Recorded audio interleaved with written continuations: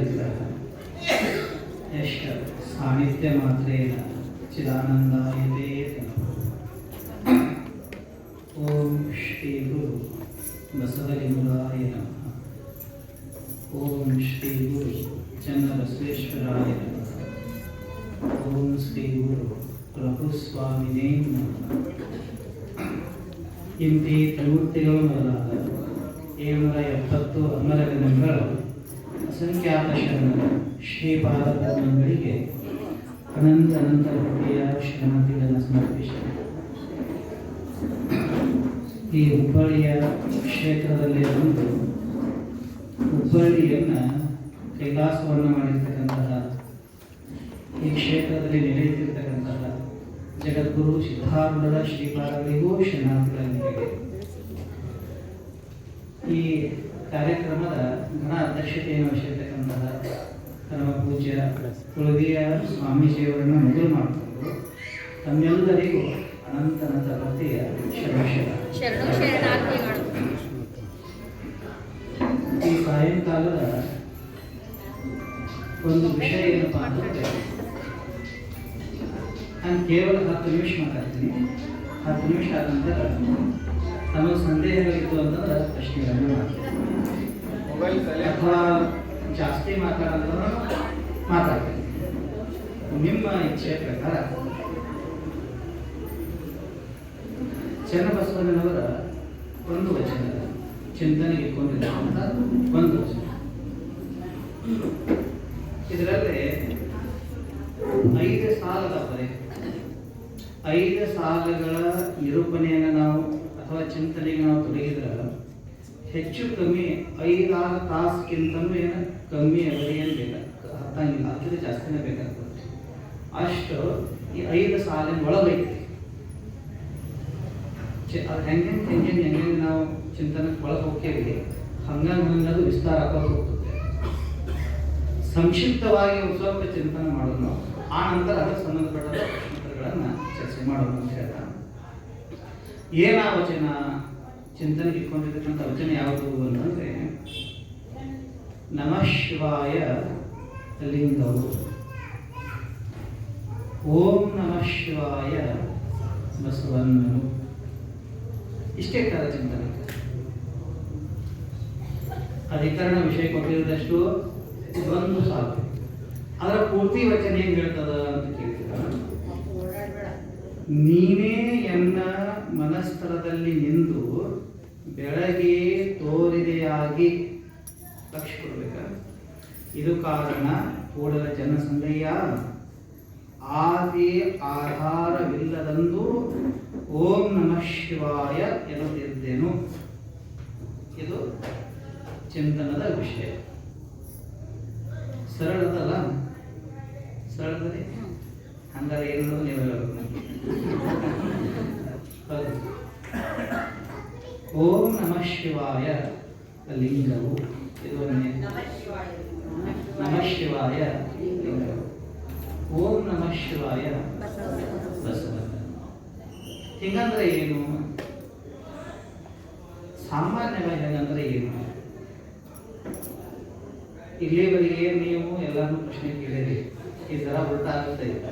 ಈಗ ನಾನು ಇನ್ನೂ ಪ್ರಶ್ನೆ ಕೇಳ್ತೀನಿ, ಹೌದಲ್ರಿ? ಹಂಗಂದ್ರೆ ಏನು ಹೇಳ್ರಿ.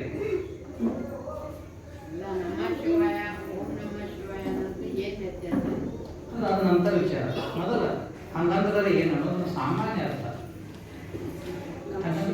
ನಮಃ ಶಿವಾಯ ಅಂದ್ರೆ ಹೇಳಿ.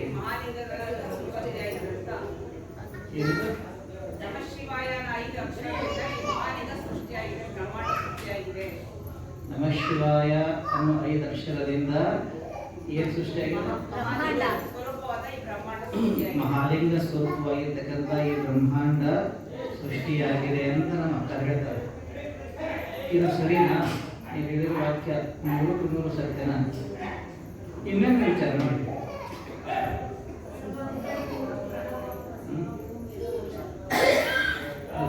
ನೀವು ಹೇಳಿದ ಮಾತು ಸರಿ. ಏನ ಮಾತಾಡಬೇಕಾದ್ರೂ ಕರೆಕ್ಟಾಗಿ ಕೇಳ್ಕೊಂಡು ಮಾತಾಡಿದ್ರೆ ಒಂದು ಸ್ವಲ್ಪ ಹೆಚ್ಚು ಕಮ್ಮಿ ಮಾಡೋಂಗಿಲ್ಲ. ಹೇಳಿ. ಅದು ನೀವು ಹೇಳಿದ ಮತ್ತೆ ಸರಿನಾ? ಅದು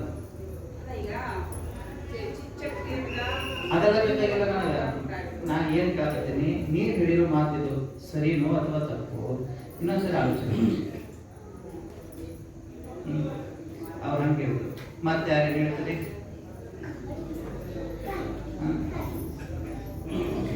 ಹೇಳ್ರಿ ಮೊದಲು ನೀವೇನು ಹಂಗಂದ್ರೆ ಏನು?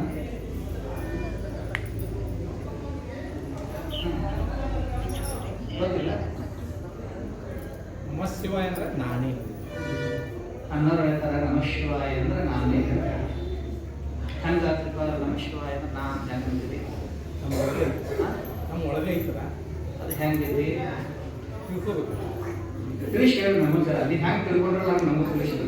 ಈಗ ಅವ್ರಿಗೆ ಯಾರು ಹೇಳಿದ್ರೆ ಹೇಳ್ತಾರೆ. ಹಂಗಿಲ್ಲ. ಅದನ್ನು ಹಂಗಿಲ್ಲ. ಯಾವ ವಸ್ತುವಿನ ಬಗ್ಗೆ ನಮಗೆ ಸರಿಯಾದ ಜ್ಞಾನ ಇರ್ತದೆ ಅದು ನಿಖರವಾಗಿ ಆಗಬೇಕು. ಗೊತ್ತಿಲ್ಲದ ವಿಷಯ ಹೇಳಕ್ಕಾಗಲ್ಲ, ಅದು ಅಂದಾಜ್ ಆಗುತ್ತ. ಅನುಭವ ಚರ್ಚೆ ಇರೋದ್ರಿಂದ ನೀವು ಅದನ್ನ ಹೆಂಗೆ ಅನುಭವಿಸ್ತೀರಿ? ಓಂ ನಮಃ ಶಿವಾಯ ಅಂದ್ರೆ ನಾನು ಅಂತ ಶಬ್ದ ಹೇಳಿದ್ರಲ್ಲ, ಹಾಗಂದ್ರೆ ಪರಮಾತ್ಮ. ನಮಃ ಶಿವಾಯ ಅಂದ್ರೆ ನಾನು ಅಂತಂದ್ರಲ್ಲ, ಅದು ಹಂಗಂದ್ರೆ ನಮಃ ಶಿವಾಯ ಅರ್ಥ ನಾನು ಅನ್ನೋದು ಅದು ನಾನು ಅಂತ. ಅದು ಯಾವ ಭಾಷಾ ಅನುವಾದ? ಅದು ನಮ್ಮ ಒಳಗೆ ಈಗ ಎಲ್ಲರಿಗೂ ಕೇಳ್ತಾ ಅಂತಂದ್ರೆ ಕ್ಲಾರಿಟಿ ಬರಲ್ಲ. ಅದನ್ನ ಹೇಳ್ತೀನಿ. ಸ್ಪಷ್ಟತೆ ಮಾಡ್ಬಿಡ್ರಿ. ಆಮೇಲೆ 10 ನಿಮಿಷ 15 ನಿಮಿಷ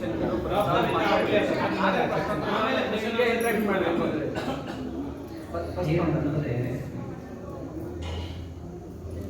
ನಮಃ ಶಿವಾಯ ಲಿಂಗವು ಅಂತ ಶಬ್ದ. ಇಲ್ಲಿ ಎರಡು ಪದಗಳ ಬಳಕೆ. ಒಂದು ನಮಃ ಶಿವಾಯ, ಹಂಗಂದ್ರೆ ಲಿಂಗ ಅಂತ ಕರೀತಾರೆ. ಇಲ್ಲ ಪ್ರಶ್ನೆ ಮಾಡ್ಕೋಬೇಕು, ಲಿಂಗ ಅಂತ ಎದಕ್ಕಂತಾರ ಅನ್ನೋದು ಒಂದೇ ಚಿಂತನೆ ಮಾಡಬೇಕು. ಲಿಂಗ ಅಂತ ಎದಕ್ಕಂತೀವಿ ನಾವು? ಅರ್ಥ ಹೇಳಿದ್ರಲ್ಲ ಆಗಲೇ, ಯಾವುದು ಮಹಾಲಿಂಗಕ್ಕೆ ಲಿಂಗ ಅಂತ ಕರೀತಾರೆ. ನಾನು ಅದೊಂದು ಮಾತು ಕೇಳಿ, ನೀವು ಹೇಳೋದ್ರಲ್ಲಿ ನಿಮಗೆ ಕ್ಲಾರಿಟಿ ಐತೆ ಅಂತ ಕೇಳಿ ಗಪ್ಪ ನಾವು ತಿಳ್ಕೊಂಡಿದ್ರೆ ಸತ್ಯ ಹೇಳಕ್ಕೆ ಬಂದಿದ್ರಿ. ಅದು ಕಟ್ಟಿ ಸಮಯ ಬೇಕು ಬೇಡ, ಬೇಕು ಬೇಡ ಅಂತಾರ. ಲಿಂಗ ಅಂತದ ಅರ್ಥ ಏನ? ಇಲ್ಲಿ ಈ ವರ್ಷದಲ್ಲಿ ಲಿಂಗದ ಅರ್ಥ ಏನು? ಮಹಾಲಿಂಗಕ್ಕೆ ಲಿಂಗ ಅಂತ ಕರೀತಾರೆ. ಅದಕ್ಕೆ ಅವ್ರನ್ನ ಶಬ್ದವನ್ನು ಜೋಡಿಸಿದ್ರು. ಎಲ್ಲ ಒಳಗೊಂಡಿರ್ತಕ್ಕಂಥದ್ದು ಮಹಾಲಿಂಗ ಅಂತಂದ್ರು. ಅದು 100% ಸರಿ, ಆದ್ರೆ ಅವರಿಗೆ ವಿಶ್ವಾಸ ಇಲ್ಲ. ಹಂಗಾಗ್ಬಾರ್ದು. ಹೌದಿಲ್ರಿ? ಹಂಗಾಗ್ಬಾರ್ದು. ಗಟ್ಟಿತನ ಬೇಕಲ್ಲ. ನೀವೇನು ಹೇಳಿದ್ರಿ ಅನ್ನೋದು ನಿಮಗೆ ಪಕ್ಕ ಇರುತ್ತಲ್ಲ. ಈ ಪದದ ಅರ್ಥ ನೋಡೋದು ಮೊದಲು ನಾವು. ನಮಃ ಶಿವಾಯ ಅನ್ನೋದು ಸಂಸ್ಕೃತ ಪದ. ಇದು ಮೊದಲನೇ ಕನ್ನಡ ಆಗಬೇಕು. ನಮಃ ಶಿವಾಯ ಸಂಸ್ಕೃತ. ಹಾಗಾದ್ರೆ ಅದರ ಅರ್ಥ ಏನು ಅಂತಂದ್ರೆ ಸಾಮಾನ್ಯ ಅರ್ಥ, ವಾಚಾರ್ಥ. ಒಂದು ಪದಕ್ಕೆ ವಾಚಾರ್ಥ, ಲಕ್ಷ್ಯಾರ್ಥ, ಅನೇಕ ಅರ್ಥಗಳಿರ್ತವೆ. 15 ಅರ್ಥದ ಒಂದೊಂದು ಪದಕ್ಕೆ. ಒಂದು ವಾಕ್ಯಕ್ಕೆ 15 ಅರ್ಥಗಳಿರ್ತವೆ. ಅದಕ್ಕೆ ಯೋಗಾರ್ಥ, ಮುಖ್ಯಾರ್ಥ ಭಾಳ ಅದ. ಅದೇ ರೀತಿ ಸದ್ಯಕ್ಕೆ ಅನ್ನೋದು ಬೇಕಾಗಿದ್ದ ವಿಷಯ ಅಲ್ಲ. ಸಾಮಾನ್ಯವಾಗಿ ನಮಃ ಶಿವಾಯ ಅಂತಂದ್ರೆ ಶಿವನಿಗೆ ನಮಸ್ಕಾರ ಅಂತ ಇಷ್ಟೇ ಅರ್ಥ. ಶಿವನಿಗೆ ನಾನು ವಂದಿಸುತ್ತೇನೆ. ನಮಸ್ಕಾರ ವಂದನ ಎರಡು ಒಂದೇ ಬರುತ್ತೆ. ಶಿವನಿಗೆ ನಾನು ನಮಸ್ಕರಿಸುತ್ತೇನೆ ಅಥವಾ ವಂದಿಸುತ್ತೇನೆ ಅಂತ ಇದು ವಾಚಾರ್ಥ. ಶಿವನಿಗೆ ನಾನು ವಂದಿಸುತ್ತೇನೆ ಅನ್ನೋದು ಲಿಂಗ ಅಂತ ನಾವು ಬೆಳಗ್ಗೆ ಅರ್ಥ ಮಾಡಿದ್ರೆ ಅದ್ರಲ್ಲಿ ಕೂಡುತ್ತೇನದು? ಕೂಡ ಇಲ್ಲ. ಹಂಗಾದ್ರೆ ವಾಚಾರ್ಥವಾಗಿ ಇವರು ಮಾತಾಡತ್ತಿಲ್ಲ ಅಂತ ತಿಳ್ಕೋಬಹುದು. ನಾವು ಬಹಳಷ್ಟು ಮಾತುಗಳನ್ನ ವಾಚಾರ್ಥವಾಗಿ ತಗೊಂತೀವಿ, ನೇರವಾಗಿ ತಗೊಂತೀವಿ. ಹಂಗೆ ತಗೋಬಾರ್ದು ಅಂತ ಹೇಳಿ. ಹಾಗಾದ್ರೆ ಲಿಂಗ ಅಂತಂದ್ರೆ ಆಗಲೇ ಅವ್ರು ಹೇಳಿದ್ರಲ್ಲ, ಯಾವ ವಸ್ತುವಿನಿಂದ ಸಕಲ ಚರಾಚರ ಜಗತ್ತು ಉದಯವಾಗುತ್ತದೆಯೋ, ಅದರಲ್ಲೇ ಸ್ಥಿತಿಯನ್ನು ಕಾಯ್ಕೊಳ್ತದೆಯೋ, ಕೊನೆಗೆ ಅದರಲ್ಲೇ ವಿಲೀನವಾಗುತ್ತದೆಯೋ, ಆ ಆಧಾರ ಅಧಿಷ್ಠಾನಕ್ಕೆ ಲಿಂಗ ಅಂತ ಕರೀತಾರ ಅಂತ ಹೇಳಿದ್ರೆ ನಮಗೆಲ್ಲ ಕೇಳಿದೆ. ಅದು ನಮಃ ಶಿವಾಯ. ಹೌದಿಲ್ರಿ? ನಮಃ ಶಿವಾಯ ಅಂತಂದ್ರೇನು? ಎಲ್ಲದಕ್ಕೂ ಆಧಾರ ಅಧಿಷ್ಠಾನವಾಗಿರುವಂಥ ಮಹಾಲಿಂಗ ಅನ್ನೋ ಶಬ್ದವನ್ನು ಬಳಸ್ತಾರೆ ಶರಣರು. ಅದಕ್ಕೆ ಲಿಂಗ ಅಂತ ಕರೀತಾರೆ. ಇಲ್ಲ, ಅದು ಬೇರೆ ವಿಚಾರ. ಇದು ಬರೀ ಮಹಾಲಿಂಗದ ವಿಚಾರ. ಎರಡನೇದು ಏನು ಹೇಳ್ತಾರೆ ಇಲ್ಲಿ? ಓಂ ನಮಃ ಶಿವಾಯ ಬಸವಣ್ಣನು ಅಂತ. ಓಂ ನಮಃ ಶಿವಾಯ ಅನ್ನೋದು ಹೆಂಗೆ ಬಸವಣ್ಣನ ಆಗ್ತಾರಪ್ಪ? ಈಗ ಇಲ್ಲೊಂದು ಸ್ವಲ್ಪ ಒಳಗೆ ಈ ಮಾತನ್ನು ಅರ್ಥ ಮಾಡ್ಕೊಳ್ತಾರೆ. ಇದು ನಾನು ಹ್ಯಾಗೆ ಹೇಳಕತ್ತೀನಿ ಅಂತ ಕೇಳಿದ್ರೆ ಜನ ಬಸವಣ್ಣವ್ರು ಹೇಳ್ತಾರೆ, ಈ ವಾಕ್ಯವನ್ನು ನಾನು ಹ್ಯಾಗೆ ಹೇಳಕತ್ತೀನಿ? ನಾನು ಸ್ವಂತ ಕಲ್ಪನೆ ಹೇಳಕತ್ತೀನೋ ಇದನ್ನ? ನೀನೇ ಎನ್ನ ಮನಸ್ಥಳದಲ್ಲಿ ನಿಂದು ಬೆಳಗ್ಗೆ ತೋರಿದೆಯಾಗಿ. ಶಬ್ದನ ಕರೆಕ್ಟಾಗಿ ಅರ್ಥ ಮಾಡ್ಕೊಳ್ತೀನಿ. ಈ ಅರ್ಥವನ್ನ ನನಗೆ ಪ್ರಕಾಶಮಾನ ಮಾಡಿಕೊಟ್ಟವ್ರು ಯಾರು? ತಿಳಿಸಿಕೊಟ್ಟವ್ರು ಯಾರು? ಹೇ ಗುರುದೇವ, ನೀನೇ ನೀನೇ ಅಂತಂದ್ರೆ ಯಾರು? ನನ್ನವರೇ, ಗುರುದೇವರೇ, ನೀನೇ ಎನ್ನ ಮನಸ್ಥಳದಲ್ಲಿ ನಿಂದು ಬೆಳಗಿ ತೋರಿದೆಯಾಗಿ. ಈ ಅರ್ಥವನ್ನು ಪ್ರಕಾಶಮಾನ ಮಾಡಿಕೊಟ್ಟವ್ರು ಯಾರಪ್ಪ ಅಂತಂದ್ರೆ ಅದು ನೀವೇ. ಇದು ಕಾರಣ ಹೇಳ್ತಾವ ರೀಸನ್. ನಾನು ಹಿಂಗೆ ಯಾಕೆ ಹೇಳಕತ್ತೀನಿ? ಓಂ ನಮಃ ಶಿವಾಯ ಅಂತಂದ್ರೆ ಬಸವಣ್ಣ ಅಂತ ಯಾಕೆ ಅನ್ನಕತ್ತೀನಿ? ನಮಃ ಶಿವಾಯ ಅಂತ ಲಿಂಗ ಅಂತ ಯಾಕೆ ಅನ್ನಕತ್ತೀನಿ? ಅದಕ್ಕೆ ಮುಖ್ಯ ಕಾರಣ ಏನಂತಂದ್ರೆ ನೀವೇ ಏನಂತ ತೋರಿಸ್ಕೊಡ್ತೀನಿ ಅಂತ. ಇದನ್ನು ಪ್ರಕಾಶಮಾನ ಮಾಡಿ ತೋರಿಸಿದ್ರೆ ಯಾರು? ನೀವೇ.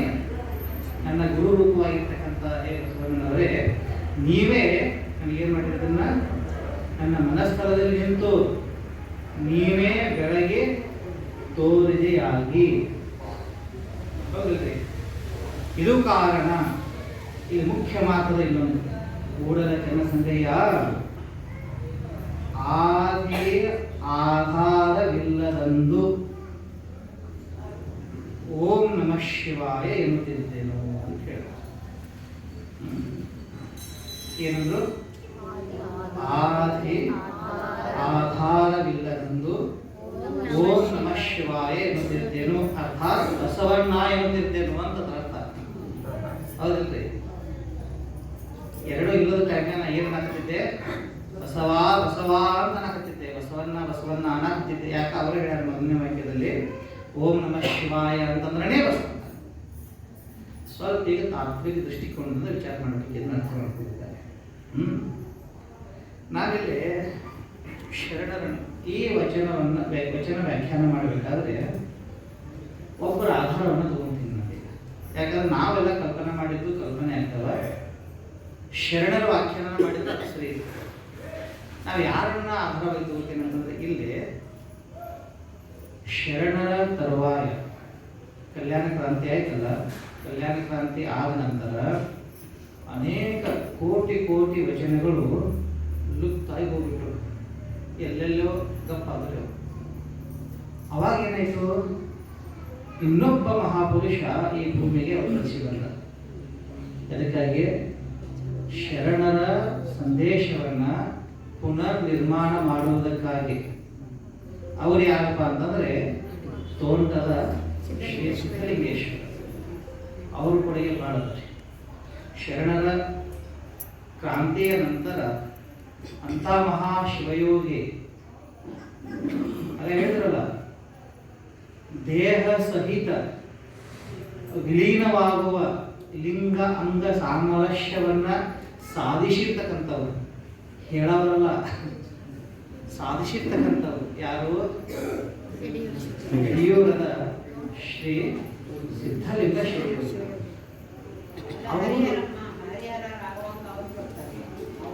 ಅವರು ಬರ್ತಾರೆ. ನಾನೇನು ಹೇಳತ್ತೀನಿ?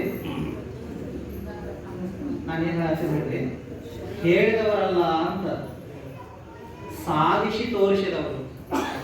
ಸಾಧನೆ ಮಾಡಿದಲ್ಲೇ ಹರಿಹರ ರಾಘವಂತನೇ ಆ ರೀತಿ ಬರೆಯಕ್ಕೆ ಸಾಧ್ಯನಾ? ಮಾಡಿರ್ಬೋದ್ರಿ, ನನಗದ ಅವ್ರ ಬಗ್ಗೆ ಗೊತ್ತಿಲ್ಲ.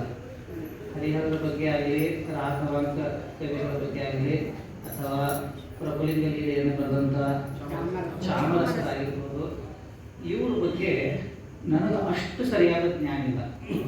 ನನಗೆ ಪಕ್ಕಾ ಗೊತ್ತೈತೆ ಯಾರ ಬಗ್ಗೆ, ಯಡಿಯೂರ ಸಿದ್ಧಲಿಂಗೇಶ್ವರರ ಬಗ್ಗೆ ಪಕ್ಕಾ ಗೊತ್ತೈತಿ. ಹೀಗಾಗಿ ನಾನು ಇವ್ರನ್ನ ತಗೊಂಡಿದ್ದೆ ಆಧಾರದಲ್ಲಿ. ಪ್ರಭುಲಿಂಗ ಲೀಲೆಯನ್ನು ಓದಿವಿ. ಪ್ರಭುಲಿಂಗ ಲೀಲೆಯ ವ್ಯಾಖ್ಯಾನವನ್ನು ಕೂಡ ನಾನು ಮಾಡೀನಿ. ಪ್ರಭುಲಿಂಗ ಲೀಲೆ ಬಗ್ಗೆ ಉಪನ್ಯಾಸಗಳನ್ನು ಮಾಡೀನಿ, ಶೂನ್ಯ ಸಂಪಾದನೆ ಬಗ್ಗೆ ಮಾತಾಡೀನಿ. ಅಷ್ಟೇ ಯಾಕ ಶಿಶ್ನಾಳ ಶರೀಫರು ಪ್ರಭುಲಿಂಗ ಲೀಲೆಯನ್ನು ತಮ್ಮ ತಲೆ ಮೇಲೆ ಇಟ್ಕೊತಿದ್ರು. ಅದನ್ನು ಬಹಳ ಅಪಾರ ಗೌರವದಿಂದ ಅದನ್ನು ನಾವು ಕೊಂಡಾಡ್ತೇವೆ. ಆದರೆ ನಿಖರವಾಗಿ ಶಿವಯೋಗವನ್ನು ಸಾಧಿಸಿದ್ರು, ಶಿವಯೋಗದ ಮೂಲ ನೆಲೆಕೆಲೆಗಳನ್ನು ಅವರು ಬಲ್ಲವರಾಗಿದ್ರು ಅನ್ನೋದಕ್ಕೆ ಐತಿಹಾಸಿಕವಾಗಿ ಪ್ರಾಮಾಣಿಕವಾಗಿ ದಾಖಲೆಗಳ ಅವ್ರ ಬಗ್ಗೆ ಸಿಗುವುದಿಲ್ಲ. ಹೌದಿಲ್ರಿ?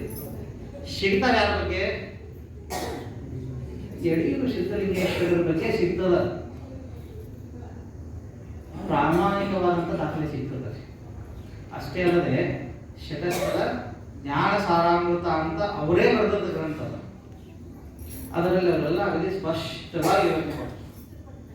ಹೀಗಾಗಿ ನಾನು ಅವ್ರನ್ನ ಪ್ರಾಮಾಣಿಕವಾಗಿ ಸ್ವೀಕಾರ ಮಾಡ್ತೀನಿ. ನನ್ನ ವೈಯಕ್ತಿಕ, ನನ್ನ ಒಪಿನಿಯನ್, ವೈಯಕ್ತಿಕ ನಂದು. ನಾನು ಯಡಿಯೂರು ಸಿದ್ಧಲಿಂಗೇಶ್ವರರನ್ನ ಶಿವಯೋಗಿ ಅಂತೇಳಿ ಹೋಗುತ್ತೇನೆ, ನಂಬುತ್ತೇನೆ, ನಚ್ಚುತ್ತೇನೆ ಪೂರ್ಣ ಪ್ರಮಾಣ. ಹೀಗಾಗಿ ಅವ್ರ ವಚನಗಳನ್ನು ನಾನು ಆಧಾರವಾಗಿ ತಗೊಂತೀನಿ. ನೀವು ಅವ್ರನ್ನ ಹೋಗ್ಬೋದಿದ್ದಕ್ಕೆ ಬಿಡಬಹುದು, ಏನು ಪ್ರಶ್ನೆ ಇಲ್ಲ. ಆದರೆ ನಾನು ಒಪ್ಪುತ್ತೇನೆ. ನಮಗೆ ಅವ್ರ ಮೇಲೆ ವಿಶ್ವಾಸ ಅದ. ಅವ್ರು ಹೇಳೋ ಮಾತು ಸತ್ಯ ಅಂತ ನಾನು ಬೇಕು. ಯಾರು ಹೇಳೋ ಮಾತು ಸತ್ಯ ಅಂತೇಳಿ ಸಿದ್ಧಲಿಂಗೇಶ್ವರರು ಏನು ಹೇಳ್ತಾರಲ್ಲ, ಅವರು ಬರೇ ಹೇಳೋರಲ್ಲ, ಅವರು ಅದನ್ನ ಸ್ವತಃ ಮಾಡಿ ಅನುಭವಿಸಿ ಆ ನಂತರ ಅದನ್ನು ಬರೆದವರು ಅನ್ನೋದು ನಮಗೆ ಪಕ್ಕ ಗೊತ್ತದೆ. ಈಗ ಸಿದ್ಧಲಿಂಗೇಶ್ವರ ಬೇರೆ, ಆಮೇಲೆ ಸ್ವತಂತ್ರ ಸಿದ್ಧಲಿಂಗೇಶ್ವರ ಹೌದು, ಬೇರೆ ಬೇರೆ ತೋಟದ ಸಿದ್ಧಲಿಂಗೇಶ್ವರರ ಪರಂಪರೆಯವರು ಸ್ವತಂತ್ರ ಸಿದ್ಧಲಿಂಗೇಶ್ವರರು, ಅವರ ಶಿಷ್ಯ ಗೋಳ ಬಸವಣ್ಣನವರು, ಇವರು ವಚನಗಳಾದ ಅದು ಪರಂಪರೆ ಬಂದದ್ದು. ತೋಟ ಸಿದ್ಧಲಿಂಗೇಶ್ವರ ಯಾವ ಭಾಗದಲ್ಲಿ ಬರ್ತಾರೆ ಕರ್ನಾಟಕದ? ಅವರೇ ಆಮೇಲೆ ಡಿಸ್ಕಷನ್ ಹೌದು, ಡಿಸ್ಕಷನ್ ಎಲ್ಲ ಆಮೇಲೆ ನೀವು ಸಬ್ಜೆಕ್ಟ್ ಕಂಟಿನ್ಯೂ ಮಾಡಿ. ಡಿವಿಷನ್ ಆಗುತ್ತೆ. ಪ್ರಶ್ನೆ ಏನು ಬೇಡ, ಈಗ ನೀವು ಸಬ್ಜೆಕ್ಟ್ ಹೇಳಿದ್ರೆ ಕ್ವಶನ್ ಆನ್ಸರ್ ಆಗುತ್ತೆ. ಸ್ವಲ್ಪ ತಡ್ರಿ ಅಮ್ಮ ಅವರೇ, ವಿಷಯ ಪೂರ್ಣ ತಿಳ್ಕೊಳ್ಳೋದು ಮೊದಲು, ಪೂರ್ಣ ಅನುಭವಿಸ್ಕೊಳ್ಳೋದು, ಹೇಳೋದನ್ನು ಸರಿಯಾಗಿ ತಿಳ್ಕೊಳ್ಳೋದು. ಮೂವರಲ್ಲಿ ಬಗ್ಗೆ ಸ್ವಲ್ಪ ಸಿದ್ಧಲಿಂಗೇಶ್ವರ ಕನ್ಫ್ಯೂಷನ್ ಸಾಮಾನ್ಯವಾಗಿ ಅಲ್ಲ, ನಿಮ್ದು ಸರಿ ಅದ, ನಿಮ್ಗೆ ಕ್ಲಿಯರ್ ಆಗಿರ್ತದೆ. ಯಡಿಯೂರು ಸಿದ್ಧಲಿಂಗೇಶ್ವರರು ಶಿವಯೋಗಿಗಳು, ಅವರ ಶಿಷ್ಯ ಪರಂಪರೆಯಲ್ಲಿ ಬಂದವರು. ಸ್ವತಂತ್ರ ಸಿದ್ಧಲಿಂಗೇಶ್ವರರು, ಗೋಳ ಬಸವಣ್ಣನವರು, ಇನ್ನ ಬಹಳಷ್ಟು ಮಂದಿ ಇದ್ದಾರೆ. ಅವರು ವಚನಗಳು ಸುತ್ತದ ನಂತರ ಬಂದವರು. ಕ್ಲಿಯರ್ ಆಗ್ತದೆ ಆ ವಿಷಯಗಳು. ನಾವು ಇಲ್ಲಿ ಏನ್ ಹೇಳ್ತಪ್ಪ ಅಂತಂದ್ರೆ, ಇಲ್ಲಿ ಏನು ಸಮಸ್ಯೆ ಇಲ್ಲ, ಸಾವಿರಾರು ಪ್ರಶ್ನೆ ಕೇಳ್ಬೋದು. ನನ್ನ ವೈಯಕ್ತಿಕ ವಿಷಯ. ಇಲ್ಲಿ ಒಂದು ಅವರು ಬಹುಶಃ ಪಿಂಡ ಸ್ಥಳದಾಗ ಕಾಣಿಸ್ತದ, ಪಿಂಡ ಸ್ಥಳದಲ್ಲಿ ಒಂದು ವಚನ ಬರ್ತಾರ, ಅಂಗಲಿಂಗೋದ್ಭವ ಸ್ಥಳದಲ್ಲಿ ಬರೋದು. ಏನ್ ಬರ್ತಾರ ಅಂತಂದ್ರೆ ಬಹಳ ಸ್ಪಷ್ಟ ಅದ ಅವರು. ಇದೆಲ್ಲ ನಿಮಗೆ ಗೊತ್ತು ಐತಿ, ಬರೀ ಓದಿ ಬಿಡ್ತಾರ ಅಂತ. ಅನಾದಿ ಪರಶಿವ ತತ್ವದಿಂದ ಚಿತ್ತು ಉದಯವಾಯಿತು, ಗೊತ್ತದಲ್ಲ ಎಲ್ಲರಿಗೂ. ಆ ನಿರ್ಮಲ ಮಹಾ ಜ್ಞಾನ ಚಿತ್ ಸ್ವರೂಪವೇ ಬಸವಣ್ಣ ನೋಡ ಅಂತ ಹೇಳಿದರು. ನಮ್ಗೆ ಇಷ್ಟು ಸಾಕೀಗ, ಹೌದಿಲ್ರಿ? ನಮಗೆ ಬೇಕಾಗಿರೋದೇನು ಇಷ್ಟು. ಅದೇ ವಚನದಲ್ಲೇ ಮುಂದುವರೆದವ್ರು ಏನು ಹೇಳ್ತಾರೆ ಅಂತಂದ್ರೆ, ಆ ಬಸವಣ್ಣನಿಂದ ನಾದ ಬಿಂದು ಕಳೆ, ಆ ನಾದ ಬಿಂದು ಕಳೆ ಸಮರಸವಾಗಿ ಅಖಂಡ ಪರಿಪೂರ್ಣ ಗೋಳಕಾಕಾರ ತೇಜೋಮೂರ್ತಿ ಲಿಂಗ ಸ್ವರೂಪವಾಗಿತ್ತು ನೋಡ. ಸ್ಪಷ್ಟವಾದ ಈ ವಚನಕ್ಕೆ ಇದು ವ್ಯಾಖ್ಯಾನ ರೂಪವಾಗಿ ಐತಿ. ಇದಕ್ಕಿಂತ ಸ್ಪಷ್ಟ ವ್ಯಾಖ್ಯಾನ ನಾವು ಮಾಡೋಕ್ಕಿಂತ ಅವ್ರು ಮಾಡಿಬಿಟ್ರಲ್ಲ ಐತ್ರಿ. ರಿಸಲ್ಟ್ ಹೇಳ್ತಾರೆ ಅವರು. ಏನು ಹೇಳ್ತಾರೆ ಹೇಳಿದ್ರು ಕೊನೆಗೆ ಇದು ಕಾರಣ, ಕೊನೆ ಮಾತಾಡ್ತು, ಇದು ಕಾರಣ ಅನಾದಿ ಶರಣ ಆದಿ ಲಿಂಗವೆಂದೇ ಬಸವಣ್ಣನಿಂದ ಲಿಂಗವಾದ ಕಾರಣ ಮಹಾಲಿಂಗ ಗುರು ಶಿವಸಿದ್ದೇಶ್ವರ ಪ್ರಭುವೇ ಅಂತ. ಇದೊಂದು ಸ್ವಲ್ಪ ನೀವು ತಲೆಯೊಳಗೆ ಇಟ್ಕೋರಿ. ಈ ವಚನದ ಆಧಾರದಿಂದ ಈ ವಚನವನ್ನು ನೋಡೋದು ನಾವೀಗ. ಇದು ವ್ಯಾಖ್ಯಾನ ರೂಪ ವಚನ, ಮೂಲ ವಚನ ಯಾವುದು? ಚನ್ನಬಸವನವರು. ಹಿಂಗೆ ತಿಳ್ಕೋರಿ. ಈಗ ಚನ್ನಬಸವಣ್ಣನವರ ವಚನಕ್ಕೆ ಯಡಿಯೂರು ಸಿದ್ಧಲಿಂಗೇಶ್ವರರೇ ವ್ಯಾಖ್ಯಾನ ಮಾಡ್ಯಾರ ಅಂತ ಕ್ಲಿಯರ್ ಆಗುತ್ತಲ್ಲ? ಏನು ನೋಟಿಲ್ಲ. ವ್ಯಾಖ್ಯಾನಕಾರರು ಯಾರು? ಒಬ್ಬ ಶಿವಯೋಗಿಯ ವ್ಯಾಖ್ಯಾನಕ್ಕೆ ವಚನಕ್ಕೆ ಇನ್ನೊಬ್ಬ ಶಿವಯೋಗಿಯ ವ್ಯಾಖ್ಯಾನ. ಹೌದು, ಸರಿ ಆಗ್ತಲ್ಲ? ಹೌದು. ಇಲ್ಲಿ ಏನದ? ನಮಃ ಶಿವಾಯ ಲಿಂಗವು. ಓಂ ನಮಃ ಶಿವಾಯ ಬಸವಣ್ಣನು. ಅಮ್ಮವ್ರ ಪ್ರಶ್ನೆ ಏನು ಮಾಡಿದ್ರು ಅಂತಂದ್ರೆ, ನಮಃ ಶಿವಾಯ ಮತ್ತು ಓಂ ನಮಃ ಶಿವಾಯಕ್ಕೆ ಏನು ವ್ಯತ್ಯಾಸ? ಬರೀ ಓಂಕಾರ ಅಷ್ಟು ಹೆಚ್ಚಿದಲ್ಲ, ಮತ್ತೇನು ವ್ಯತ್ಯಾಸ? ಹೌದಿಲ್ರಿ? ಇದು ಒಂದು ಪ್ರಶ್ನೆ ಸಹಜವಾಗಿ ಮೂಡುತ್ತದೆ. ಈಗ ನಕಾರ ಅಂದಲ್ಲೇ ಏನೇನದ ಹೇಳ್ರಿ? ತಾವೆಲ್ಲ ಅಧ್ಯಯನ ಮಾಡಿದ್ದೀರಿ. ನಕಾರ ಕನ್ನಡ ಬರೀ ನಕಾರ ಅಂದಿರಂತಂದ್ರೆ ಅದಕ್ಕೆ ಸಂಬಂಧಪಟ್ಟದ್ದು ಏನೇನದವ ತಾವೆಲ್ಲ ಕನ್ನಡಸಿಗೇನೋ ಓದ್ಕೊಂಡವರು. ಹೌದಿಲ್ರಿ? ಚನ್ನಬಸವನವರ ಸಂಪೂರ್ಣ ಸಾಹಿತ್ಯವನ್ನು ಓದ್ಕೊಂಡವರು. ವಚನ ಸಾಹಿತ್ಯದ ಕಡೆ ಎಲ್ಲ ಕಡೆ ಕಣ್ಣಾಡಿಸಿದವರು. ಬರೇ ನಕಾರ ಅಂದ್ರೆ ಏನು?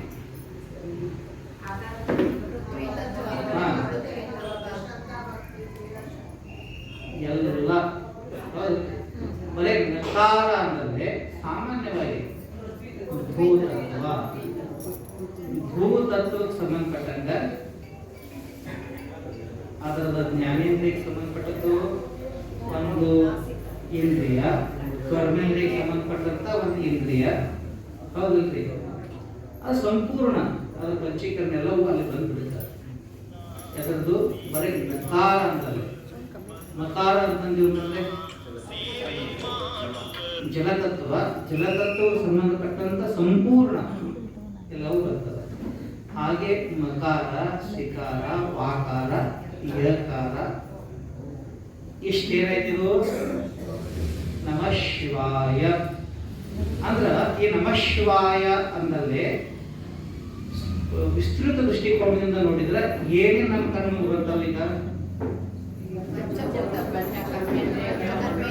ನಮ್ಮ ಶರೀರದ ಅಷ್ಟು ಹಿಡ್ಕೊಂಡಲ್ಲ, ಇಡೀ ವಿಶ್ವದಲ್ಲಿ ಏನೇನು ಬಂತು? ಇಡೀ ವಿಶ್ವದಲ್ಲಿ ಏನು ಬರ್ತದೆ? ಭೂ, ಜಲ, ಅಗ್ನಿ, ವಾಯು, ಆಕಾಶ. ಆಕಾಶದ ಅಂತರ್ಗತವಾಗಿರ್ತಕ್ಕಂತಹ ಎಷ್ಟು ಬ್ರಹ್ಮಾಂಡಗಳಿದ್ದಾವಲ್ಲ ಎಲ್ಲವೂ ಇಷ್ಟು ಎಲ್ಲ ಸೇರಿರೋದು ನಮಃ ಶಿವಾಯ. ಹೌದಿಲ್ರಿ? ಇದೆಲ್ಲವನ್ನ ವ್ಯಾಪಿಸಿಕೊಂಡಿರ್ತಕ್ಕಂಥದ್ದು ಯಾವುದು? ಲಿಂಗವು. ನಮಃ ಶಿವಾಯ ಅಂತಂದ್ರೂ, ಲಿಂಗ ಅಂತಂದ್ರೂ, ಇಷ್ಟೆಲ್ಲ ಅಂತಂದ್ರೂ ಒಂದೇ. ಅರ್ಥ ಆಗ್ತಿಲ್ರಿ?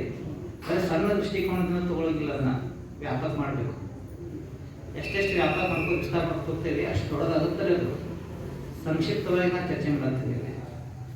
ಈಗ ಇಷ್ಟು ಗೊತ್ತಾಯ್ತಲ್ಲ ನಮಃ ಶಿವಾಯ ಅಂತಂದ್ರೆ ಎಲ್ಲಿ ಮಟ್ಟ ಹೋದ್ರಿ ನಾವು? ಬ್ರಹ್ಮಾಂಡವತ್ತ ಚರಾಚರವನ್ನೊಳಗೊಂಡ, ಬ್ರಹ್ಮಾಂಡವನ್ನ ಒಳಗೊಂಡ ಅದನ್ನು ವ್ಯಾಪಿಸಿಕೊಂಡಿರ್ತಕ್ಕಂತಹ ಚೈತನ್ಯ. ಅದಕ್ಕೆ ನಾವೇನಂತ ಕರಿತೇವೆ? ಲಿಂಗ ಅಂತ ಕರಿತೇವೆ. ಓಂ ನಮಃ ಶಿವಾಯ ಅಂತ ಶಬ್ದದ ಮುಂದಿನ ಈ ಇಷ್ಟು ಹೊರೊಮ್ಮೆ ಬರಬೇಕಾದ್ರೆ ಎಲ್ಲಿಂದ ಬಂದು?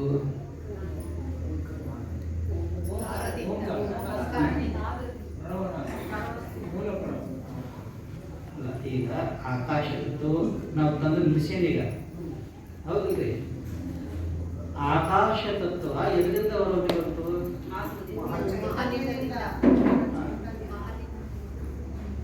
ಒಂದನ್ನ ಹೇಳ್ರಿ ನೀವು, ಮಹಾಲಿಂಗದಿಂದ ಹೊರಗೆ ಬಂದಂತ ಮೂಲ ಚೈತನ್ಯದಿಂದ ಅಂತೀರಿ, ಆತ್ಮ ತತ್ವದಿಂದ ಅಂತೀರಿ, ಹೌದಿಲ್ರಿ? ಒಂದನ್ನ ಲಕ್ಷಣ ಇಟ್ಕೋಬೇಕು. ಶರಣರು ಆತ್ಮ ಆತ್ಮ ಅಂತ ಶಬ್ದ ಬಳಸ್ತಾರಲ್ಲ, ಆತ್ಮ ಪದದ ಅರ್ಥ ಇಟ್ಕೋಬೇಕೇನ್ರಿ? ಆ ಸ್ಥಳಕ್ಕೆ ಸಂಬಂಧಪಟ್ಟಂತೆ ಆ ಶಬ್ದದ ಅರ್ಥ ಬೇರೆ ಆಗ್ತದೆ. ಜೀವಾತ್ಮ ಅಂತ ತಗೊಳಕ್ ಬರಂಗಿಲ್ಲ, ಎಲ್ಲ ಅಂತಂದ್ರೆ ಪರಮಾತ್ಮ ಅಂತ ತಗೊಳಕ್ ಬರಂಗಿಲ್ಲ, ಎಲ್ಲ ಕಡೆ ಆತ್ಮ ಅಂತಂದ್ರೆ ಅಂತರಾತ್ಮ ಅಂತ ತಗೊಳಕ್ ಬರಂಗಿಲ್ಲ.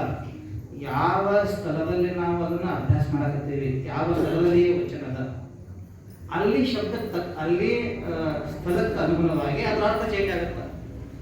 ಆತ್ಮ ಅಂದ್ರೆ ಸಂಸ್ಕೃತ ಶಬ್ದ, ಅದು ಶರೀರಕ್ಕೂ ಆತ್ಮ ಅಂತಾರ್ರಿ. ಶರೀರ ದೃಷ್ಟಿಕೋನದಿಂದ ನೋಡಿದ್ರೆ ಇಂದ್ರಿಯಗಳಿಗೂ ಆತ್ಮ ಅಂತಾರ, ಮನ ಬುದ್ಧಾದಿಗಳಿಗೂ ಆತ್ಮ ಅಂತಾರ. ಅರ್ಥ ಆಯ್ತಾ? ಸಂಸ್ಕೃತ ಪದ ಅದು. ಜೀವಾತ್ಮನಿಗೂ ಆತ್ಮನೇ ಅಂತಾರ, ಕೂಟಸ್ಥ ಚೈತನ್ಯ ಪರಬ್ರಹ್ಮಕ್ಕೂ ಆತ್ಮನೇ ಅಂತಾರ. ನಾವು ಎಲ್ಲಿಟ್ಟು ನೋಡಕತ್ತೀವಿ ಅದನ್ನ?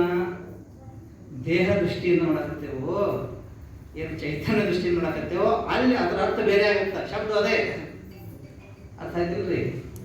ಹಂಗ ಆತ್ಮನಿಂದ ಹೊರಗೆ ಬಂದಕ್ಕಂಥದ್ರು ಕೂಡ ಅದರ ಅರ್ಥ ಏನು? ಮಹಾಲಿಂಗದಿಂದಲೇ ಹೊರಗೆ ಬಂದಂತ. ಈ ಮಹಾಲಿಂಗ ನಿರ್ಮಾಣ ಆಗ್ಬೇಕಾದ್ರೆ ಎಲ್ಲಿಂದ ಆಯ್ತು? ಎಲ್ಲ ತಮಗೆ ಗೊತ್ತಿರೋದು, ಸುಮ್ಮನೆ ಹಂಗ ಚರ್ಚೆ ಅಷ್ಟೇ. ಇದು ಎದರಿಂದ ಬಂತ್ರಿಪ್ಪ? ಇದು ನಾದ ಬಿಂದು ಕಳ ಅದ್ರ ಜೊತೆ ಮೂಲ ಚಿತ್ತು ನಾಲ್ಕು ಸೇರಿದಾಗ ಏನಾಯ್ತದು? ಓಂಕಾರ ಸ್ವರೂಪ. ಹೌದು, ತೇಜೋಮಯ ವ್ಯಾಪಕವಾಗಿರ್ತಕ್ಕಂತಹ ಮಹಾಲಿಂಗ ಅಥವಾ ಲಿಂಗ. ಮಹಾ ಅಂದ್ರೆ ವ್ಯಾಪಕ ಅಷ್ಟೇ ಅರ್ಥ, ವ್ಯಾಪಕವಾಗಿರುವಂತ ಲಿಂಗದಿಂದ ಇವೆಲ್ಲವೂ ಹೋಗಿ ಬಂದವ. ಹೌದಲ್ರಿ? ಲಿಂಗ ಅಂದ್ರೆ ಅದೇನೇನದ ಇದೆಲ್ಲವೂ ಐತಿ. ಇದಕ್ಕೆ ಮೂಲ ಯಾರಪ್ಪ? ನಾದ ಬಿಂದು ಕಳೆಗಳಿಗೆ ಮೂಲ ಯಾರು? ಅವು ಎಲ್ಲಿಂದ ಬಂದು? ಅವು ಎರಡು ಒಂದರಿ. ಚಿನ್ನಾದ ಚಿತ್ರಬಿಂದು ಚಿತ್ರಕಳ ಅಂದ್ರೆ ಬರೀ ನಾದ ಬಿಂದು ಕಳ ಅಂತ ಶಬ್ದದಲ್ಲೇ ವ್ಯತ್ಯಾಸದ, ಅದರ ಪದ ಪ್ರಯೋಗ ಒಂದಕ್ಕೆ ಮಾಡ್ಯಾರ. ಅವು ಎಲ್ಲಿಂದ ಹೊರಗೆ ಬಂದು? ಮೂಲ ಚಿತ್ತಿನಿಂದ ಇವೆಲ್ಲ ಬಂದವ. ಮೂಲ ಚಿತ್ತು, ಚಿತ್ತು ಪದದ ಅರ್ಥ ಏನ್ರಿ? ಚಿತ್ತ ಅಂದ್ರೆ ಏನು? ಈ ನಾವು ಅಂತಃಕರಣದ ಚಿತ್ತು ಅಂತ ಒಂದೈತಿ, ಮನ ಬುದ್ಧಿ ಚಿತ್ತು ಅಹಂಕಾರ ಅಂತ ಇದೆ, ಅದಕ್ಕೂ ಚಿತ್ತ ಅಂತ ನಂತರ. ಆ ಮೂಲ ಚಿತ್ತು ಅಂದ್ರೆ ಏನು? ಪರವಸ್ತುವಿನ ಘನ ಚೈತನ್ಯ. ಚಿತ್ತು ಚಿತ್ತ ಚಿತ್ತ ಅಂತಂದ್ರೆ ಪದನೇ ಅಲುಪ್ತ ಪ್ರಕಾಶತ್ವಂ ಚಿದ್ರೂಪತ್ವಂ ಅಂತ ಲಕ್ಷಣ. ಹಾಗಾದ್ರೆ ಏನು ಗೊತ್ತೈತೇನ್ರಿ? ಅಲುಪ್ತ ಪ್ರಕಾಶತ್ವಂ. ಅಲುಪ್ತ ಅಂತಂದ್ರೆ ಅದೆಂದೂ ಲುಪ್ತ ಆಗಿಲ್ಲ, ಆದ್ರೆ ಪ್ರಕಾಶ ರೂಪವಾಗ್ಯದ. ಲುಪ್ತ ಆಗದೆ ಪ್ರಕಾಶ ರೂಪವಾಗಿರುವಂತದಕ್ಕೆ ಚಿತ್ತು ಅಂತ ಕರೀತಾರೆ. ಆ ಚಿತ್ ಸ್ವರೂಪಕ್ಕೆ ಏನಂತ ಕರೀತೀವಿ ನಾವು? ಬಸವಣ್ಣ. ಈಗಲ್ರಿ, ಬಸವಣ್ಣ ಅಂದ್ರೆ ಯಾರು? ಮೂಲ ಚಿತ್ತು. ಅದನ್ನೇ ಹೇಳಿರಲಿ, ಅನಾದಿ ಪರಶಿವ ತತ್ವದಿಂದ ಚಿತ್ತು ಉದಯವಾಯಿತು. ಅದೇ ನೋಡಿ ಪದ ಅಲುಪ್ತ ಚೈತನ್ಯಂ ಅಂತ ಸಂಸ್ಕೃತ ಹೇಳಿರಲ್ಲ, ಅದನ್ನ ಯಡಿಯೂರು ಸಿದ್ದಲಿಂಗೇಶ್ವರರು ಕನ್ನಡ ವಿಚಾರ ಹೇಳ್ಯಾರ. ಆ ನಿರ್ಮಲ ಮಹಾ ಜ್ಞಾನ ಚಿತ್ ಸ್ವರೂಪವೇ ಯಾರಪ್ಪ? ಹೌದು. ಓಂ ನಮಃ ಶಿವಾಯ ಅಲ್ಲಿಂದ ಹಿಡ್ಕೊಂಡು ಇಲ್ಲಿವರೆಗೆ, ಅಥವಾ ಇಲ್ಲಿಂದ ಹಿಡ್ಕೊಂಡು ಅಲ್ಲಿವರೆಗೆ, ಇದೆಲ್ಲವೂ ಯಾರಪ್ಪ? ಇದು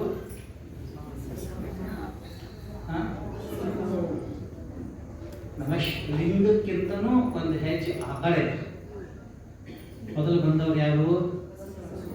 ಬಸವಣ್ಣ. ಬಸವಣ್ಣನಿಗೆ ನಾವು ಏನಂತ ಕರಿತೀವಿ? ಅಲ್ಲ, ನಾನು ಕ್ಷಮೆ ಇರಲಿ, ಚನ್ನಬಸವಣ್ಣವ್ರು ಏನಂತ ಕರೀತಾರ? ಓಂ ನಮಃ ಶಿವಾಯ ಅಂತ ಕರೀತಾರೆ. ಓಂ ನಮಃ ಶಿವಾಯ ಅಂತಂದ್ರೆ ಬಸವಣ್ಣ. ಅರ್ಥ ಆಯ್ತು? ಇದನ್ನ ಯಡಿಯೂರು ಸಿದ್ದಲಿಂಗೇಶ್ವರರು ಇನ್ನೊಂದು ಕಡೆ ಬಹಳ ಸ್ಪಷ್ಟವಾಗಿ ಹೇಳ್ಯಾರ. ನಾನು ಇದನ್ನೆಲ್ಲ ತಿಳ್ಕೊಂಡು ಬಳಕೆನೆ ಏನ್ ಹೇಳಕತ್ತೀನಿ ಈಗ? ಓಂ ನಮಃ ಶಿವಾಯ ಅನ್ನಂಗಿಲ್ಲ ಈಗ. ಏನಂತ ಹೇಳಿ ಈಗ ಬಸವ ಬಸವ ಅಂತೇನೆ ಅಂತ ಹೇಳ್ತಾರೆ ಅವರು. ಅರ್ಥ ಆಯ್ತಾ? ಇದು ಈ ವಚನದ ಸಾಮಾನ್ಯವಾದಂಥ ಅರ್ಥ, ವಿಶೇಷ ಅರ್ಥ ಅಲ್ಲ, ಬರೀ ಸಾಮಾನ್ಯವಾದಂಥ ಅರ್ಥ. ಇದನ್ನ ಆಳವಾಗಿ ಹೋದರೆ ಇನ್ನೂ ಭಾಳ ನಿಮ್ಮ ಪ್ರಶ್ನೆಗಳಿರಲಿ, ಉತ್ತರ ಕೊಡೋರು ನಾನು ಒಬ್ಬನೇ ಶರಣರ ವಚನಗಳ ಮೂಲಕವಾಗಿ ಅವರಿಗೆ ಉತ್ತರ ಕೊಡ್ತಾರೆ. ಯಾವ್ದು ಹೋಗ್ರಿ? ನಮಃ ಶಿವಾಯ ಓಂ. ಈಗ ಅಮ್ಮವರು ಅಮ್ಮವರು ಮಾತಾಡ್ತಿದ್ದಾರೆ ಭಾಳ ಮೂಲ ಮಾತಾಡೋದು ಏನಂತಂದರೆ ದೀಕ್ಷಾ ಪದ್ಧತಿ ಏನೈತಲ್ಲ ಅದು ಭಾಳ ಮುಖ್ಯದಲ್ಲಿ. ದೀಕ್ಷಾ ಏನು ಮಾಡ್ತಾರಲ್ರಿ, ಈಗ ನೀವು ಈಗ ನಿಮ್ಮನ್ನ ಬಸವಣ್ಣನ ಕಡೆ ಹೋಗ್ಬೇಕಾಗಿತ್ತು. ಬಸವಣ್ಣವ್ರ ಕಡೆ ಅಂತಂದ್ರೆ ಏನು? ಮೂಲ ಚಿತ್ತಿನ ಕಡೆ. ಮೂಲ ಚಿತ್ತಿನ ಕಡೆ ಹೋಗ್ಬೇಕಾದ್ರೆ ಕರ್ಕೊಂಡು ಹೋಗೋದು ಯಾವುದು? ಮಂತ್ರ ಸಹಾಯದಿಂದ ಹೊಂದಿದೆ. ನೀವು ಕೇಳೋದಿ ಮಂತ್ರದ ಸಂಬಂಧಪಟ್ಟ ಪ್ರಶ್ನೆ. ಮಂತ್ರದ ದ್ವಾರ ಮೂಲ ಚಿತ್ತಿನ ಕಡೆ ಹೋಗ್ಬೇಕೀಗ. ಹಂಗಾರೆ ನೀವು ಅಲ್ಲಿ ಹೋಗ್ಬೇಕೀಗ. ಹ್ಯಾಂಗೆ ಹೋಗೋರು? ಈಗ ನಿಮ್ಮ ದೇಹಾತ್ಮ ಭಾವದಾಗ ಬೇರೆ. ಸಾಮಾನ್ಯವಾಗಿ ಎಲ್ಲ ದೇಹಾತ್ಮದವರೆಲ್ಲ ದೇಹಾತ್ಮ ಭಾವದವರೇ ಇರ್ತಾರೆ, ಯಾರು ಪ್ರಜ್ಞಾವಂತರು ಇರಂಗಿಲ್ಲ. ದೇಹವೇ ನಾನು ಅಂದ್ರೆ ಪೃಥ್ವಿ ತತ್ವದಲ್ಲೇ ನೆಲೆ ನಿಂತವರು ಎಲ್ಲರೂ.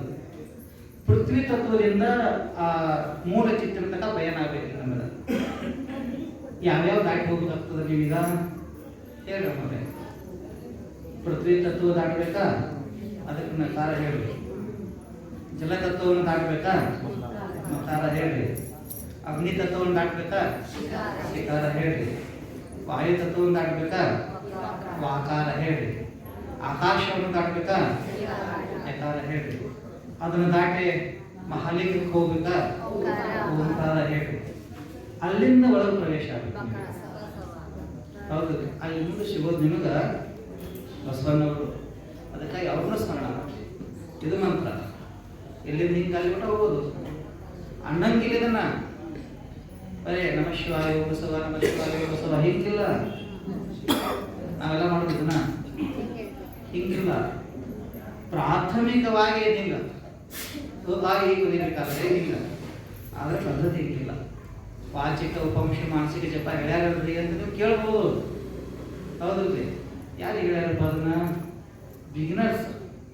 ಈಗ ಬಂದಿರಲ್ಲ, ಮೊದಲು ಕೆಲವು ದಿವಸದಿಂದ ನಂತರ ನಿಮ್ಮ ಶರೀರನೇ ಆಗ್ಬೇಕಲ್ರಿ ಅದು. ಹೌದಿಲ್ರಿ? ಆ ಮಹಾಮಂತ್ರ ಇಡೀ ಶರೀರನೇ ವಚನ ಸಾಹಿತ್ಯದಲ್ಲಿ ಬಹಳ ಸ್ಪಷ್ಟ ಹೇಳ್ಯಾರ. ಇಡೀ ನನ್ನ ಶರೀರನೇ. ಈಗ ನಾಸಿಕ ಏನಿದು? ಭೂತಕ್ಕೆ ಹೋಗಿಲ್ಲ ಇದು. ನ ಮ ಸಿ ವಾ ಯ ಇವೆಲ್ಲ ಜ್ಞಾನೇಂದ್ರಿಯಗಳೇನದು? ನಮಃ ಶಿವಾಯ ಓಂ. ಹಂಗ ಆಧಾರದಿಂದ ಮೇಲೆ ಬರ್ರಿ ಏನಾಗುತ್ತೆ ಅದು? ನಮಃ ಶಿವಾಯ ಓಂ. ಹೌದಲ್ರಿ? ಇವು 5 ಬೆರಳುಗಳು ನಮಃ ಶಿವಾಯ ಓಂ. ಏಕಯ್ಯ ಏಕಯ್ಯ ಹೇಳ್ಯಾರವರ. ಏಕಾಲ ಪಾದ ಎಲ್ಲ ವಚನ ಸಾಹಿತ್ಯದಲ್ಲಿ ಹೇಳ್ಯಾರ. ನಮ್ಮ ಶರೀರನೇ ನಮಃ ಶಿವಾಯ ಓಂ ಆಗಬೇಕು. ಇದು ರೂಢಿ ಮಾಡಿದಂಗೆ ಆಗ್ತದೆ. ಅರ್ಥ ಆಯ್ತ್ರಿ? ಪ್ರತಿ ಈ ಲ್ಯಾಂಗತಿ ಇಲ್ಲಿ ನಿಮ್ಮ ಪ್ರಶ್ನೆಗೆ ಇನ್ನೊಂದಿಷ್ಟು ನಾನು ಉತ್ತರ ಹೇಳೋ ಪ್ರಯತ್ನ ಮಾಡ್ತೀನಿ. ನಾನು ನೀವು ಎಲ್ಲರೂ ಎಲ್ಲಿಂದ ಬಂದಿರಿ? ಮೂಲ ಚಿತ್ ಸ್ವರೂಪದಿಂದ ಬಂದಿರಿ. ಮೂಲ ಚಿತ್ ಸ್ವರೂಪದಿಂದ ಬಂದು ನಮ್ಮ ತನವನ್ನು ಮಾಡ್ಕೊಂಡು ನಾನು ಮೂಲ ಚಿತ್ ಸ್ವರೂಪದಿಂದ ಬಂದವ ಚಿತ್ತೆ ಇರಬೇಕಲ್ಲ. ಎಲ್ಲಿಂದ ಬಂದ ಅದು ಗುಣಲಕ್ಷಣದಲ್ಲಿ ಇರಬೇಕಲ್ರಿ. ಅದನ್ನು ಬಿಟ್ಟು ಈ ಭೌತಿಕವಾದಂಥ ದೇಹ ಸಂಬಂಧ ಪಡ್ಕೊಂಡೇವೆ. ದೇಹ ಸಂಬಂಧ ಪಡ್ಕೊಂಡಿರೋದ್ರಿಂದ ನನ್ನನ್ನು ಮರೆತು ಈ ದೇಹವೇ ನಾನಂತ ತಿಳಿದಾಗ ಅವಾಗ ಅವನಿಗೆ ಜೀವಾತ್ಮ ಅಂತಾರೆ. ಅರ್ಥೈತ್ರಿ? ಜೀವಾತ್ಮ ಅಂತಂದ್ರೆ ಯಾರಿರ್ತಾರ? ದೇಹ ತನ್ನ ನಿಜ ಸ್ವರೂಪವನ್ನು ಮರೆತಿರ್ಬೇಕು. ದೇಹವೇ ನಾನಂತ ತಿಳ್ಕೊಂಡಿರ್ಬೇಕು. ಈ ಅವಸ್ಥಾ ಇದು. ಆಗ ಅಪ್ಪರು ಹೇಳಿದ್ರ ಜೀವಾತ್ಮ, ಅಂತರಾತ್ಮ, ಪರಮಾತ್ಮ. ಹಂಗಾರೆ 3 ಆತ್ಮಗಳಿಲ್ಲ. ಹಂಗೇನಿಲ್ಲ. ಚೈತನ್ಯ ಒಂದೇ. ಆ ಚೈತನ್ಯ ತನ್ನ ನಿಜ ಸ್ವರೂಪವನ್ನು ನೋಡಿಕೊಂಡು ದೇಹ ಈ ಏನು ಶರೀರ ಐತಲ್ಲ, ಶರೀರಕ್ಕೆ ಮಾತ್ರ ಇದೇ ನಾನು. ನಿಜವನ ಶಿವಲಿಂಗ ಹೇಳ್ತಾರ, ಅಜ್ಞಾನ ಎಲ್ಲವೇ ಜೀವನೇ ನೀನು, ಸುಜ್ಞಾನಿ ಎಂದು ನುಡಿವರೆ ಜಡ ಪಂಚಭೂತ ದೇಹ ಇದ ನೀನೆಂಬೆ. ಹೌದಿಲ್ರಿ? ನೀ ಹೆಂಗದಿ? ಭೂತ ನಿರ್ಮಲ ನಿಜತತ್ವಮಯನಾಗಿ. ನೀವೆಲ್ಲ ಹೆಂಗದಿರಿಪ್ಪ ಅಂತಂದ್ರ ಅತ್ಯಂತ ಪವಿತ್ರರು. ಯಾಕಂದ್ರೆ ಸ್ವರೂಪದಲ್ಲಿ ನೀವು ಬಸವಣ್ಣನ ಸ್ವರೂಪದಲ್ಲಿ ನೀವು ಭೂತ ನಿರ್ಮಲ ನಿಜತತ್ವಮಯನಾಗಿ ಸೂತಕಾದಿ ವಿಧಿ ವಿಧಿರ್ಪೆ ಅಜ್ಞಾನಿ ಎಲ್ಲವೇ ಜೀವನೇ ನೀನು ಸುಜ್ಞಾನಿ ಎಂದು ನುಡಿವರೆ ಅಂತ ಹೇಳ್ತಾರೆ. ದೇಹವೇ ನಾನು ಅಂತ ವ್ಯವಹಾರ ನಡೆದಿತ್ತು ಅಂತಂದ್ರ ಇದು ಯಾರ ಲಕ್ಷಣ? ಜೀವಾತ್ಮನ ಲಕ್ಷಣ. ಆ ಜೀವಾತ್ಮನಿಗೆ ಈಶ್ವರ ಕೃಪೆಯಿಂದ, ಭಗವಂತನ ಕೃಪಾ, ಮಹಾತ್ಮರ ಅನುಗ್ರಹ, ಯಾವುದೋ ಒಂದು ಜನ್ಮ ಪುಣ್ಯ ಅಂತ ತಿಳ್ಕೊಂಡು ಅನುಗ್ರಹ ಆಯಿತು ಅಂತಂದ್ರೆ ಅವಾಗ ಅವನಿಗೆ ಪ್ರಶ್ನೆ ಬರುತ್ತೆ. ಏನು ಪ್ರಶ್ನೆ ಬರುತ್ತೆ ಅಂತಂದ್ರೆ, ಅಲ್ಲ ಇದು ದೇಹ ಒಂದು ಸೋಕೈತಿ, ಹೌದಲ್ರಿ? ಅಂದ್ರೆ ದೇಹಕ್ಕೆ ನನಗೆ ವಯೋಗ ಆಗ್ತೈತಿ ಒಂದು ಸರ್. ದೇಹ ಇಲ್ಲೇ ಇರ್ತದ, ನಾನು ಹೋಗಿರಲ್ಲ. ನೋಡಿರ್ತಾರಲ್ಲ ಸತ್ತವ್ರನ್ನೆಲ್ಲ, ದೇಹ ಇಲ್ಲೇ ಇರ್ತೈತಿ, ಹೋದಾಗ ಮೇಲೆ ಇರ್ತಾನಲ್ಲ. ಹಂಗೆಲ್ಲ ತಪ್ಪು ಪಾಯಿಸ್ಬೇಡ್ರಿ, ನಾವು ಕರೆಕ್ಟಾಗಿ ತಿಳ್ಕೊರಿ. ಆತ್ಮ ಹೋಗಿದೆ ಭಾಳ ಪರ್ಫೆಕ್ಟಾಗಿ ಗೊತ್ತಿಲ್ಲ. ಈ ನಮ್ಮ ಪದಾರ್ಥಗಳ ಜ್ಞಾನ ಯಥಾರ್ಥ ಇರ್ಬೇಕ್ರಿ. ಹಂಗಂದ್ರೆ ಏನೋ ಕ್ಲಿಯರ್ ಆಕೈತಂದ್ರೆ ವಚನ ಸಾಹಿತ್ಯ ತಿಳಿದಿಲ್ಲ, ಇದನ್ನು ತಿಳಿಯಂಗಿಲ್ಲ. ನಾವು ಬ್ರಹ್ಮೇ ಲೋಕದಾಗ ಇರ್ತೀವಿ ಅಷ್ಟ, ಬ್ರಹ್ಮಜ್ಞಾನಿಗಳಾಗಂಗಿಲ್ಲ. ಬ್ರಹ್ಮಜ್ಞಾನಿಗಳಾಗ್ತೀವಿ. ದೇಹ ಏನೈತಲ್ರಿ ಹೋಗ್ತೈತಿ ಅಂದ್ರೆ ಇದೆಲ್ಲ ಇರ್ತೈತಿ, ನಾನು ಹೋಗ್ತೀನಿ ಅಂತ ನೋಡಿರ್ತಾನ. ಅವಾಗ ವಿಚಾರ ಬೀಳ್ತಾನ ಸಾಧಕ. ಅಲ್ಲಪ್ಪ ಇದ್ದದೊಂದು ಬೇರೆ, ಹೋದದೊಂದು ಬೇರೆ ಇದರ ಮೂಲಕ ದೇಹ ನಾನ ಅಲ್ಲ. ಹಂಗಾರೆ ನಾನು ಯಾರು? ವಿಚಾರ ಬೀಳ್ತೈತಿಲ್ರಿ ಅದು. ಮಣ್ಣು ಕೊಡೋ ಟೈಮ್ನಲ್ಲಿ ವಿಚಾರ ಬರ್ತೈತಿಲ್ಲೋ? ಸಾಮಾನ್ಯ ಹಾಗೆ ಇರ್ತಿರ್ತೀವಿ. ಹಾಗೆ ಇದ್ದದೊಂದು ಬೇರೆ, ಆದಾಮ ಬೇರೆ ಇಷ್ಟರೇ ವಿಚಾರ ಬರುತ್ತಲ್ಲ. ಅವಾಗ ಅವನಲ್ಲೇ ಈಶ್ವರನ ಕೃಪೆ, ಭಗವಂತನ ಅನುಗ್ರಹ ಇತ್ತಂತಂದ್ರೆ ಅವಾಗ ಅವನಿಗೆ ವಿಚಾರೋದಯ ಆಗ್ತದೆ. ದೇಹ ಇದು ಹೆಂಗದರಿ? 6 ವಿಕಾರಗಳನ್ನು ಹೊಂದ್ಯದ, ಹೌದಿಲ್ಲ? ಇದರ ವಿಚಾರ ಮಾಡಿ ನೋಡಿದ್ರೆ ಏನು ಇಲ್ಲ. ಇದೆಲ್ಲ ಶರಣರು ಚಿನ್ನಾಗೈತಿ. ಇದೆಲ್ಲ ಎಲ್ಲುವ ರಕ್ತ ಮಾಂಸ ರಚಿತ ಆಗಿದೆ. ಇದ ನಾನೇನು? ಈ ನನ್ನ ಅಸ್ತಿತ್ವದಲ್ಲಿ ಇದೆ ಏನು? ಇದೆಲ್ಲ ಅಲ್ಲ. ನಾ ಅಂದ್ರೆ ಎಲ್ಲೇನ್ರಿ? ನಾ ಅಂದ್ರೆ ಚರ್ಮೇನು? ನಿಮ್ಮನೆ ಕೇಳ್ತಾರೆ, ನೀವಂದ್ರೆ ಚರ್ಮೇನ? ನೀವಂದ್ರೆ ಎಲ್ಲೋವೇನ? ನೀವಂದ್ರೆ ಏನು ಮಾಂಸ ಏನ? ಮೂವತ್ತಿನ ಅದನ್ನೇ ನೀವಂದ್ರೆ ನರನಾಡಿಗಳೇನ? ನೀವಂದ್ರೆ ಏನ ಒಳಗಿನ ಮಜ್ಜ, ಏನು ಕಳ, ಕಿಡ್ನಿ, ಲಿವರ, ಹಾರ್ಟ, ಇದೇನು ನೀವಂದ್ರೆ? ಇಷ್ಟು ಕ್ಲಿಯರ್ ಆಗತ್ತಲ್ರಿ? ಹಂಗಾರೆ ಇದು ನಾನಲ್ಲ. ನನ್ನ ಅಸ್ತಿತ್ವ ಬೇರೆ ಅಲ್ಲ. ದೇಹ ನಾನು ಅಲ್ಲ. ನನ್ನ ಅಸ್ತಿತ್ವದ ನೆಲೆನೂ ನನಗೆ ಗೊತ್ತಿಲ್ಲ. ನಾನು ಯಾರನ್ನೋ ನಿಶ್ಚಯ ಜ್ಞಾನೂ ಇಲ್ಲ. ದೇಹ ನಾನು ಅಲ್ಲ ಅನ್ನೋದು ಗೊತ್ತಾಗ್ತದೆ. ಇದೊಂದು ಅವಸ್ಥೆ ಬರುತ್ತೆ ಸಾಧಕನಿಗೆ. ಬರ್ತದ ಇಲ್ರಿ? ದೇಹ ನಾನಲ್ಲ ಅಂತೇಳಿ, ಆದ್ರೆ ನನಗೆ ನನ್ನ ನಿಜ ಸ್ವಲ್ಪ ಗೊತ್ತೈತೇನೋ? ಇಲ್ಲ, ಅದು ಗೊತ್ತಿಲ್ಲ. ಇಮಿಟೇಟಿವ್ ಸ್ಟೇಜ್. ಇದಕ್ಕೆ ಏನಂತ ಕರೀತಾರೆ? ಅಂತರಾತ್ಮ ಸ್ಥಿತಿ. ಇದು ಅಂದ್ರೆ ಪೂರ್ತಿ ಈ ಕಡೆನೂ ಇಲ್ಲ, ಪೂರ್ತಿ ಬ್ರಹ್ಮ ಸ್ವರೂಪದ ಮೇಲೆ ನಿಂತಾನ ಅದು ಇಲ್ಲ. ಇದು ಅಂತರಾತ್ಮನ ಸ್ಥಿತಿ ಇರ್ತದೆ. ಅಲ್ಲಿಂದ ಮುಂದೆ ಏನಾಗ್ತದಪ್ಪ ಅಂತಂದ್ರೆ, ಅವ ತನ್ನ ಸ್ವಸ್ವರೂಪವನ್ನು ತಿಳ್ಕೊಂಡು ತನ್ನ ನಿಜ ಸ್ವರೂಪದ ಮೇಲೆ ನಿಂತಾನ. ಅವಾಗ ಪರಮಾತ್ಮ ಆಗ್ತಾನೆ. ಅಷ್ಟ ಆತ್ಮದ ಬಗ್ಗೆ ಹೇಳ್ಯಾರಲ್ರಿ, ಆ ವಿಭಿನ್ನ ರೂಪಗಳ ಧಾರಣ ಹೋಗ್ತಾರೆ. ಅವನಿಗೆ ಅವು ಪ್ರಕ್ರಿಯೆಗಳು ಚೇಂಜ್ ಆಗ್ತವೆ. ಮತ್ತೆ ಇಲ್ಲಿ ಹೇಳಿದ್ರಲ್ಲ, ಇದೇನು? ಇದು ಪ್ರಶ್ನೆ ಬರುತ್ತೆ ಇರ್ತದೆ ನೀವು. ನಾ ಏನು ಹೇಳಿದ್ರೊಳಗ ಸಾಮಾನ್ಯವಾಗಿ ಜೀವ ಚೈತನ್ಯ ನೆಲೆಸಿರೋದು ಹೃದಯ ಸ್ಥಾನದಲ್ಲಿ. ಎಲ್ಲೇ? ಹೃದಯ ಸ್ಥಾನದಲ್ಲಿ ಜೀವ ಪ್ರಕಾಶಮಾನ ಇದ್ದಾನೆ.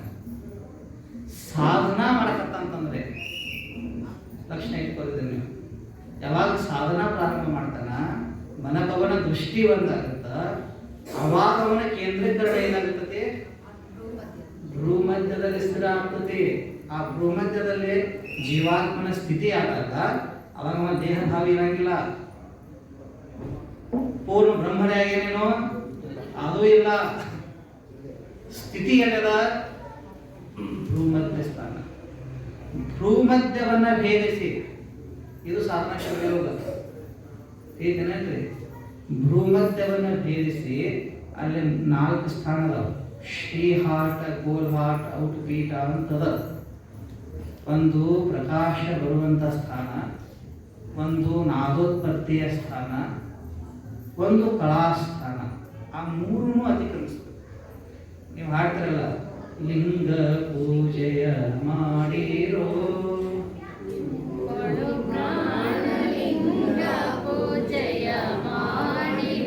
ಎಲ್ಲೇ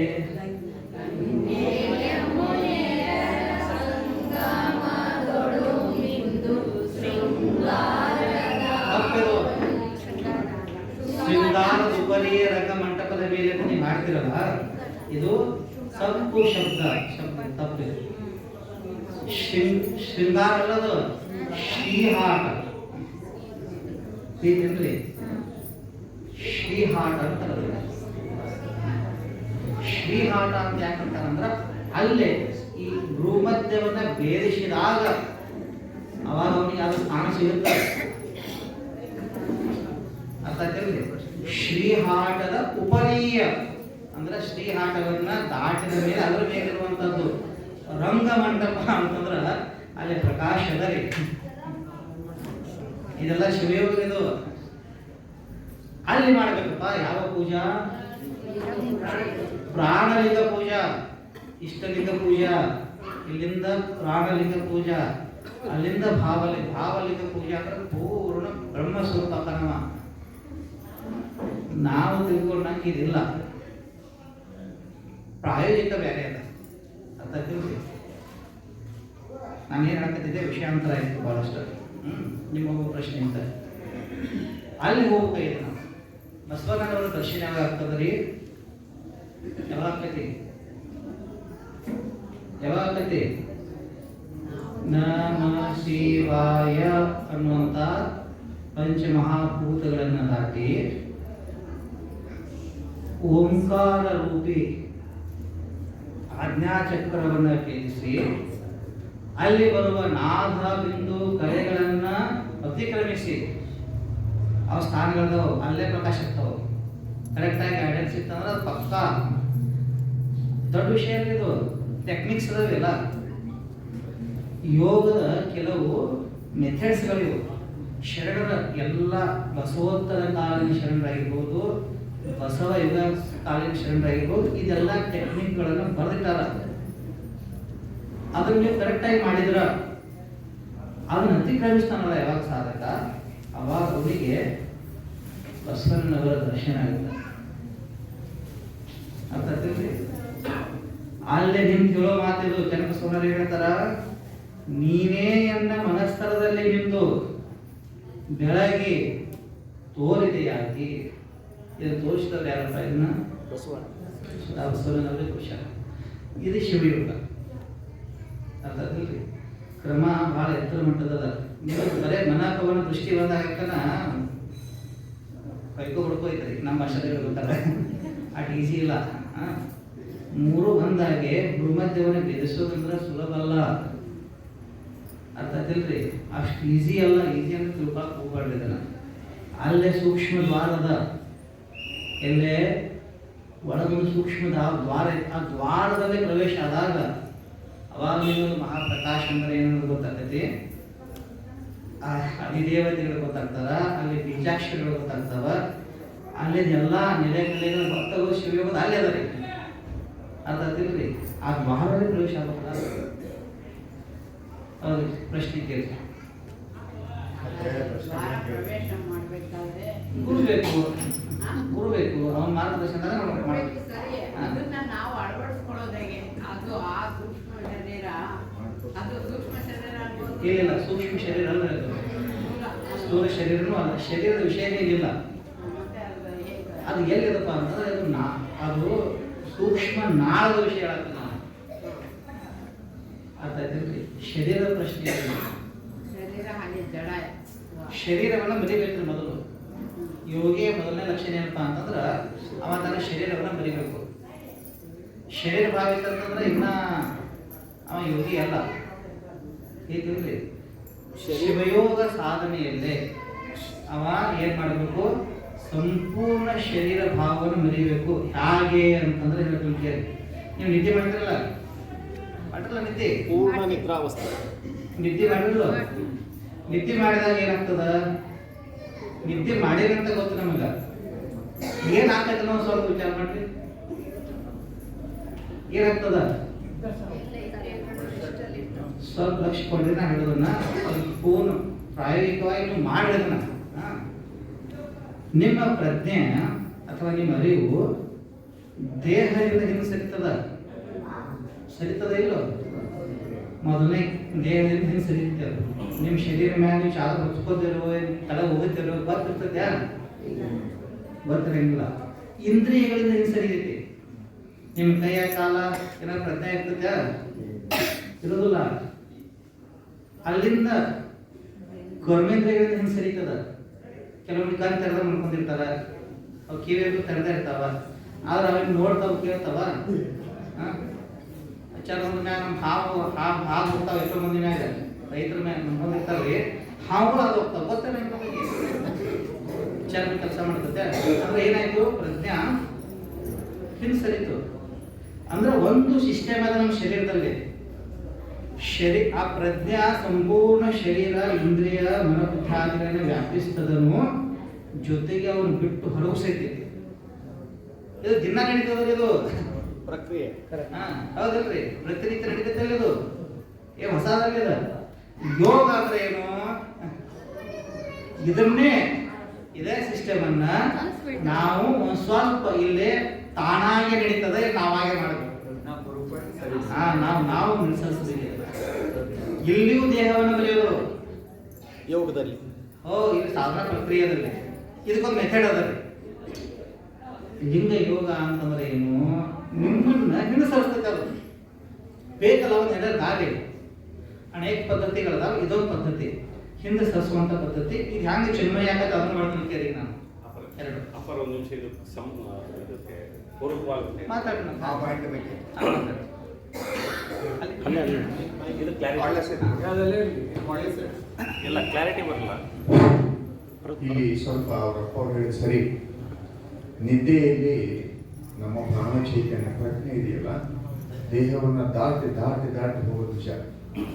ದಾಟಿ ಹೋಗಿ ಎಲ್ಲಿ ನಿಲ್ತತಿ, ಎಷ್ಟೊತ್ತು ನಿಲ್ತತಿ,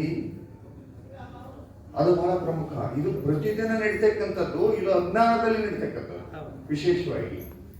ಅದಕ್ಕೆ ಅಲ್ಲಿ ಹುಡುಕಾಡ್ತದೆ ಅದು ತನ್ನ ಮೂಲ ಅಸ್ತಿತ್ವದ ಜಾಗವನ್ನ. ಅದು ಹೋಗಿರೋದೇ ಅಜ್ಞಾನ ಹೊತ್ಕೊಂಡು ಹೋಗಿರ್ತೈತೆ, ತನ್ನ ಮೂಲ ಬಿಂದು ಸಿಗೋದಿಲ್ಲ ಅದಕ್ಕೆ. ಅಲ್ಲೇ ಸುಮ್ಮನೆ ಒಂದು 7 ಸೆಕೆಂಡ್ ಹಿಂಗೆ ತಿರುಗಾಡಿ ನಾವು ವಾಪಸ್ ಮಾಡೋದು. ಆದ್ರೆ ಶಿವಯೋಗದಲ್ಲಿ ಏನಾಗ್ತದೆ ಅಂದ್ರೆ ಪ್ರಜ್ಞಾಪೂರ್ವಕವಾಗಿ ಅದನ್ನ ತಗೊಂಡೋಗಿರ್ತೀವಿ ನಾವು. ದೇಹದ ದಾಟಿ, ಇಂದ್ರಿಯಗಳನ್ನ ದಾಟಿ, ಪ್ರಜ್ಞೆಯನ್ನು ದಾಟಿ ಕರ್ಕೊಂಡೋಗಿ ಎಲ್ಲಿ ಹೋಗಿರ್ತು ಅಂದ್ರೆ, ನೋಡು ಇದು ನಿನ್ನ ಮೂಲ ಸ್ಥಾನವೇ ಇದು ಅಂತ ತಗೊಂಡೋಗೋದು ಶಿವಯೋಗ. ಸಾಮಾನ್ಯವಾಗಿ ಅದ್ರ ಸುತ್ತಾಡಿ ನನ್ನ ಮನೆ ಇಲ್ಲೇ ಇತ್ತು ಕಾಣುವಲ್ದೀಗ ಅಂತ ಅಂದದಕ್ಕನೇ ಇಷ್ಟ ರೆಸ್ಟ್ ಆಗೈತಿ. ಡಿಕ್ಕಿ ಹೊಡೆದು ಬರೋದು, ಡಿಕ್ಕಿ ಹೊಡೆದು ಬರೋದು, ರೆಸ್ಟ್ ಆಗಿಬಿಡ್ತೀವಿ. ಭಾಳ ನಿದ್ದೆ ಭಾಳ ಶುರು ಆಗ್ತೀವಿ. ಯಾಕಂದ್ರೆ ಮನುಷ್ಯನೇ ಕೈ ಬಂದದಕ್ಕೆ ಇಷ್ಟೇ, ಆದ್ರೆ ಮನೆ ಮುಟ್ಟಿಲ್ಲ. ಯಾಕಂದ್ರೆ ನಮ್ಮ ಪ್ರಜ್ಞೆ ಮನೆ ಇದು. ಅದಕ್ಕಾಗಿ ಸ್ವಲ್ಪ ಇದರ ವ್ಯತ್ಯಾಸ ಇದರಪ್ಪ ಶರಣಾರ್ಥಿ. ಅಲ್ಲಿ ಹೋಗೋ ವಸ್ತು ಯಾವ್ದು? ಈಗ ಎಲ್ಲ ಹೇಳ್ತೀನಿ. ನೀವು ಏನು ಬೇಕಾದ ಕೇಳಿ ಹೇಳ್ತೀನಿ ನಾನು. ಅಪ್ಪ ಅವ್ರೆ, ಅಷ್ಟು ಚಿಂತೆ ಮಾಡ್ಬೇಡಿ. ನಿದ್ರೆಯಲ್ಲಿ ಕನಸು ಬಿಡುತ್ತಲ್ಲ, ಅದೇ ನಿದ್ರೆಯಲ್ಲಿ ನಾವು ಕನಸು ಬಿಡುತ್ತೆ. ಆಯ್ತು, ಇವ್ರನ್ನ ಹೇಳಿ ನಾವೆಂಬುದು ಚರಣತೆ, ನಾವೆಂಬುದು ಚರಣತೆ, ನಿದ್ದೆ ಎಂಬುದು ನಿತ್ಯದ. ಏನು ಕೇಳಿದ್ರು ನಾನು. ನಾವೆಂಬುದು ಚಿರನಿದ್ರೆ, ಸಾವೆಂಬುದು ಚಿರನಿದ್ರೆ, ನಾವೆಂಬುದು ಚಿರನಿದ್ರೆ, ನಿದ್ರೆ ಎಂಬುದು ನಿತ್ಯದ ಕಾಲ.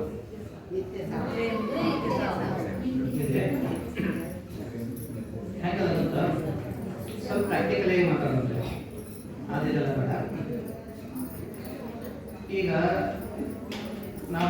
ಮಾಡ್ತೇವೆ, ನಮ್ಮ ಪ್ರಜ್ಞೆ ಅನಿಸರಿ ಆಗಿದೆ, ಅದು ಎಲ್ಲೇ ಹೋಗ್ಬೇಕು ಅನ್ನೋ ಒಂದು ಪ್ರಶ್ನೆ ಐತೆ. ಹೌದಲ್ರಿ? ಎಲ್ಲಿ ಹೋಗುತ್ತಪ್ಪ? ಪ್ರಜ್ಞೆ ಅನಿಸೋದೇ ಹೋಗುತ್ತಾ? ಯೋಗಿಗಳು ಹೇಳ್ತಾರೆ, ಶಿವಯೋಗಿಗಳು ಏನು ಹೇಳ್ತಾರಪ್ಪ ಅಂತಂದ್ರೆ ಅದು ಹೃದಯ ಸ್ಥಾನದಲ್ಲಿ ಬರ್ತದೆ. ಹೃದಯ ಸ್ಥಾನದ ಕರ್ಣಿಕೆಯೊಳಗೆ ಅದು ಪ್ರವೇಶ ಆಗುತ್ತೆ. ಯಾವುದು? ಯೋಗಿಗಳ ಅಭಿಪ್ರಾಯ ಇದೆ. ಎಲ್ಲ ಭಾರತೀಯ ಎಲ್ಲ ಯೋಗಿಗಳ ಅಭಿಪ್ರಾಯ ಇದ್ದಾವೆ. ಗಾಢವಾದ ನಿದ್ರೆ ಎಷ್ಟು ಜೋರದ ಅಷ್ಟಮ ಹೃದಯ ಸ್ಥಾನದಲ್ಲಿ ಸ್ಥಿರ ಆಗಿರ್ತಾನಂತೆ. ಶಿವಯೋಗದ ಸ್ಥಳ ಹೇಳ್ಕೊಟ್ಟಿದ್ದೀಗ ವ್ಯತ್ಯಾಸ, ಡಿಫ್ರೆನ್ಸ್ ಏನದ? ಗಾಢವಾದ ನಿದ್ರೆಗೆ ಮತ್ತು ಶಿವಯೋಗದ ಸ್ಥಳ ಎರಡು ಹೆಚ್ಚಾಗಿಲ್ಲ. ಹೇಳಿ. ಈಗ ಇವ ಹೇಗೆ ಬಂದ? ದೇಹವನ್ನು ಮರೆತ. ಯಾರು ಮಾತಾಡಬೇಡ, ಯಾರು ಮಾತಾಡಬೇಡ. ದೇಹವನ್ನ ಮರೆತ, ಇಂದ್ರಿಯಗಳ ವರ್ಗಗಳನ್ನ ಅಲ್ಲೆಲ್ಲ ಅವ ಸ್ಥಾನಗಳನ್ನ ಗೋಲಕಗಳನ್ನ ಬಿಟ್ಟ, ಇವಕ್ಕೆಲ್ಲ ಗೋಲಕ ಅಂತಾರ, ಆ ಗೋಲಕಗಳನ್ನು ಬಿಟ್ಟ ಒಳಗಿರುವಂತ ಸೂಕ್ಷ್ಮವಾದಂತ ಮನ, ಬುದ್ಧಿ, ಚಿತ್ತ, ಭಾವ, ಪ್ರಜ್ಞೆಯನ್ನು ಬಿಟ್ಟ. ಸ್ವಪ್ನ ಅಂತ ನೀವು ಪ್ರಶ್ನೆ ಕೇಳಿದ್ರಲ್ಲ, ಸ್ವಪ್ನದಲ್ಲಿ ದೇಹವನ್ನು ಬಿಟ್ಟಾನ, ಇಂದ್ರಿಯ ಗೋಲಕಗಳನ್ನು ಬಿಟ್ಟಾನ, ಆದ್ರೆ ಮನಸ್ಸಿನ ಕೆಲಸ ಪ್ರಾರಂಭ ಆಗಿದೆ. ಅದು ಸ್ವಪ್ನಾವಸ್ಥೆ. ಅವಾಗ ಏನಾಗುತ್ತ? ಈ ಹೃದಯ ಸ್ಥಾನದಿಂದ ಅಂದ್ರೆ ಇನ್ನ ಈಗ ಜಾಗೃತಾವಸ್ಥೆ ನಡಿಬೇಕಾದ್ರ ಇನ್ನೊಂದಿಷ್ಟು ಕ್ಲಿಯರ್ ಮಾಡ್ತೀನಿ ನಾನು ಇದನ್ನ. ನಮ್ಮ ಮೆದುಳದ ಇವೆಲ್ಲ ಇಂದ್ರಿಯಗಳದ ಮೂಲ ಶಕ್ತಿ ಎಲ್ಲ ಜ್ಞಾನೇಂದ್ರಿಯ ಕರ್ಮೇಂದ್ರಿಯಗಳ ಮೂಲಕವಾಗಿ ಹಿಂಗೆ ಹೊರಗೆ ಹೊಂಟದೆ. ಹೌದಿಲ್ರಿ? ಇಲ್ಲಿಂದ ಹಿಂಗೆಲ್ಲ ಕ್ಲಿಯರ್ ಅದೇ. ಮೆದುಳಿನ ಯಾವ್ದಾರ ಬ್ರೇಕ್ ಆಯ್ತಂದ್ರೆ ಎಲ್ಲ ಮಂದಾಗಿರ್ತಾರೆ, ಸ್ಟಾಪ್ ಆಗ್ತದೆ. ಹಿಂಗೆ ಹೋಗ್ಬೇಕಾದ್ರೆ ನಾವು ಮಲಗ್ತೇವಲ್ಲ, ಅವಾಗ ಪ್ರಜ್ಞಾ ಲೆವೆಲ್ ಹಿಂಗೆ ಹೋಗ್ತದೆ. ಎಲ್ಲ ಹಿಂಗೆ ಹೋಗೋ ಟೈಮ್ ಏನಾಗ್ತದೆ? ಬರೇ ಮನಸ್ಸಿನ ಒಂದು ಭಾವಗಳು, ದೇಹ ಮರ್ತಾನ, ಈ ಕಡೆ ಗಾಢವಾದ ಸುಕ್ತಿ ಇಲ್ಲ, ಮಧ್ಯಸ್ಥಗಿದ್ದಾಗ ಕಟ್ಟು ಸ್ಥಾನದ ಗಿಡ ಅಲ್ಲಿ ಇಲ್ಲೊಂದು ನಾಡಿಯೊಳಗೆ ಅವನ್ನ ಪ್ರವೇಶ ಆಗ್ತದಪ್ಪ ಅಂತ ಶಾಸ್ತ್ರ ಹೇಳ್ತದ. ಅವಾಗ ಮನ್ಕೊಂಡು ನಾವು ಕನಸು ಬಿದ್ದಿದ್ವು ಅಂತಂದ್ರೆ ಈಗ ಸ್ವಲ್ಪ ಹಾರ್ತಿರ್ತದ. ನೋಡಿದ್ರೆ ಹೌದು ಹೌದು, ಮನೆಗಿರ್ತಾನಲ್ಲ, ಸ್ವಪ್ನಗಳಾಗಿರ್ತಂದ್ರೆ ನೋಡ್ಬೇಕು. ಇಲ್ಲಿ ಕಟ್ಟದಾಗ ಇಲ್ಲೇ ಈಗ ಸ್ವಲ್ಪ ಹಿಂಗ ಅಡಗಾಡ್ತಿರ್ತದ. ಹಿಂಗ ನೀವು ಅವಾಗ ವ್ಯವಸ್ಥೆ ಕೇಳ್ರಿ, ಏನಾರ ಸ್ವಪ್ನ ಬಿದ್ದಿದ್ದೀನಪ್ಪ ಅಂತ ಬಿದ್ದಿತ್ತ ಕೇಳ್ತಾರ. ನಾನು ನೋಡಿದ್ರೆ ಹಂಗ ಸುಮ್ಮನೆ ಹೇಳತ್ತಿಲ್ಲ. ಆನಂತರ ಸಂಪೂರ್ಣ ಹೃದಯಸ್ಥನಾದ ಅಂತಂದ್ರೆ ಏನಾಗ್ತದ? ಅದು ಹಾರಂಗಿಲ್ಲ. ಗಾಢವಾದ ನಿದ್ರಾವಸ್ಥೆಯಲ್ಲಿ ಇದ್ದ. ಇದು ಪ್ರಕ್ರಿಯೆ ನಿದ್ರೆ ಇದೆ. ಶಿವಯೋಗದ ಏನಾಗುತ್ತ? ಶಿವಯೋಗದಲ್ಲಿ ಏನಾಗ್ತದಪ್ಪ ಅಂತಂದ್ರೆ ಕೆಳಗೆ ಬರಂಗಿಲ್ಲವ, ಮೇಲೆ ಹೋಗ್ತಾರ. ಅರ್ಥಾಗ್ತಿಲ್ರಿ? ಇಲ್ಲಿಯೂ ಕೂಡ ನೋಡ್ರಿ ಮಜಾ. ಎಲ್ಲ ಜ್ಞಾನೇಂದ್ರಿಯಗಳು ಹಿಂದೆ ಸರದ ಕೆಳಗೆ ಬಂದು ನಿದ್ರೆ, ಇಂದ್ರಿಯಗಳ ಏಕಮುಖ ಮಾಡಿ ಅಂತ ಹೇಳ್ತಾರೆ ಸುಗಂಧ ಸಿದ್ಧಲಿಂಗೇಶ್ವರ. ಇಂದ್ರಿಯಗಳನ್ನೆಲ್ಲ ಏನ್ ಮಾಡ್ಬೇಕು? ಏಕಮುಖ ಮಾಡಿ. ಹೌದಿಲ್ರಿ? ಪ್ರಕ್ರಿಯೆ ಎಲ್ಲ ಏಕಮುಖ ಆದವು. ಮನಭವನ ದೃಷ್ಟಿ ಏನೋ ಬಂದು ಮಾಡಿದೀವಿ ಅಂತ ಇಟ್ಕೊಳ್ಳಿ. ಸಾಧನಾ ಸೂತ್ರ ಮೂಲ. ಎಲ್ಲ ಶರಣರು ಬಿಚ್ಚ ಹೇಳಿರ್ತಕ್ಕಂಥ ಸೂತ್ರ ಅಂದ್ರೆ ಇದೆ. ಮನಭವನ ದೃಷ್ಟಿ ಬಂದಾಗೋ ತನಕ ಒಳಗೆ ಪ್ರವೇಶನ ಹೆಂಗೆ ನಾವು ಭ್ರಮೆ ಲೋಕದಾಗ ಇರ್ಬೋದು, ಚಿತ್ತಿನ ಅವನ ಅನೇಕ ಕಲ್ಪನಾ ಲೋಕದಾಗ ವ್ಯವಹರಿಸಬಹುದು, ಆದ್ರೆ ಒಳಗೆ ಪ್ರವೇಶ ಆಗಿಲ್ಲ, ಸಾಧ್ಯ ಇಲ್ಲ. ಒಳಗೆ ಹೋಗ್ಬೇಕಾದ್ರೆ ಅವಾಗ ಅವನ ದೃಷ್ಟಿ ಭ್ರೂಮಧ್ಯದಿಂದ ಒಳಗೆ ಹೋಗುತ್ತದೆ. ಭ್ರೂಮಧ್ಯವನ್ನ ಭೇದಿಸಿ ಮೇಲ್ಮುಖ ಹಾಕೋಣ. ಇದು ಶರಣರ ಯೋಗ. ಅವಾಗ ಹೆಂಗೆ ಸಾಧನ ಮುಂದುವರಿತದ ನೋಡ್ರಿ. ಮೊದಲು ಮನಭವನ ದೃಷ್ಟಿಯನ್ನು ಅದು ಲಿಂಗದ ಮೂಲಕವಾಗಿ ಮಾಡ್ರಿ, ಅಥವಾ ಪ್ರಾಣಲಿಂಗ ಅಭ್ಯಾಸದಾಗ ಮಾಡ್ರಿ, ಭಾವದ ಅಭ್ಯಾಸ ಮಾಡ್ರಿ, ಯಾವುದೇ ಒಂದು ಪ್ರಕ್ರಿಯೆ ಇಟ್ಕೊಂಡು ನೀವು ಅದನ್ನು ಇಟ್ಕೊಂಡು ಸಾಧನ ಇಟ್ಕೊಂಡು ಮಾಡಾಕ್ತೀವಿ ಅಂತಂದ್ರೆ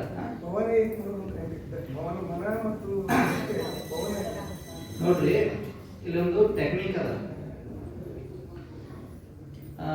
ಚಾಮರಸ ಕವಿ ಅನ್ನಂಗಿಲ್ಲ ಅವರಿಗೆ, ಚಾಮರಸ ಶಿವಯೋಗಿಗಳು.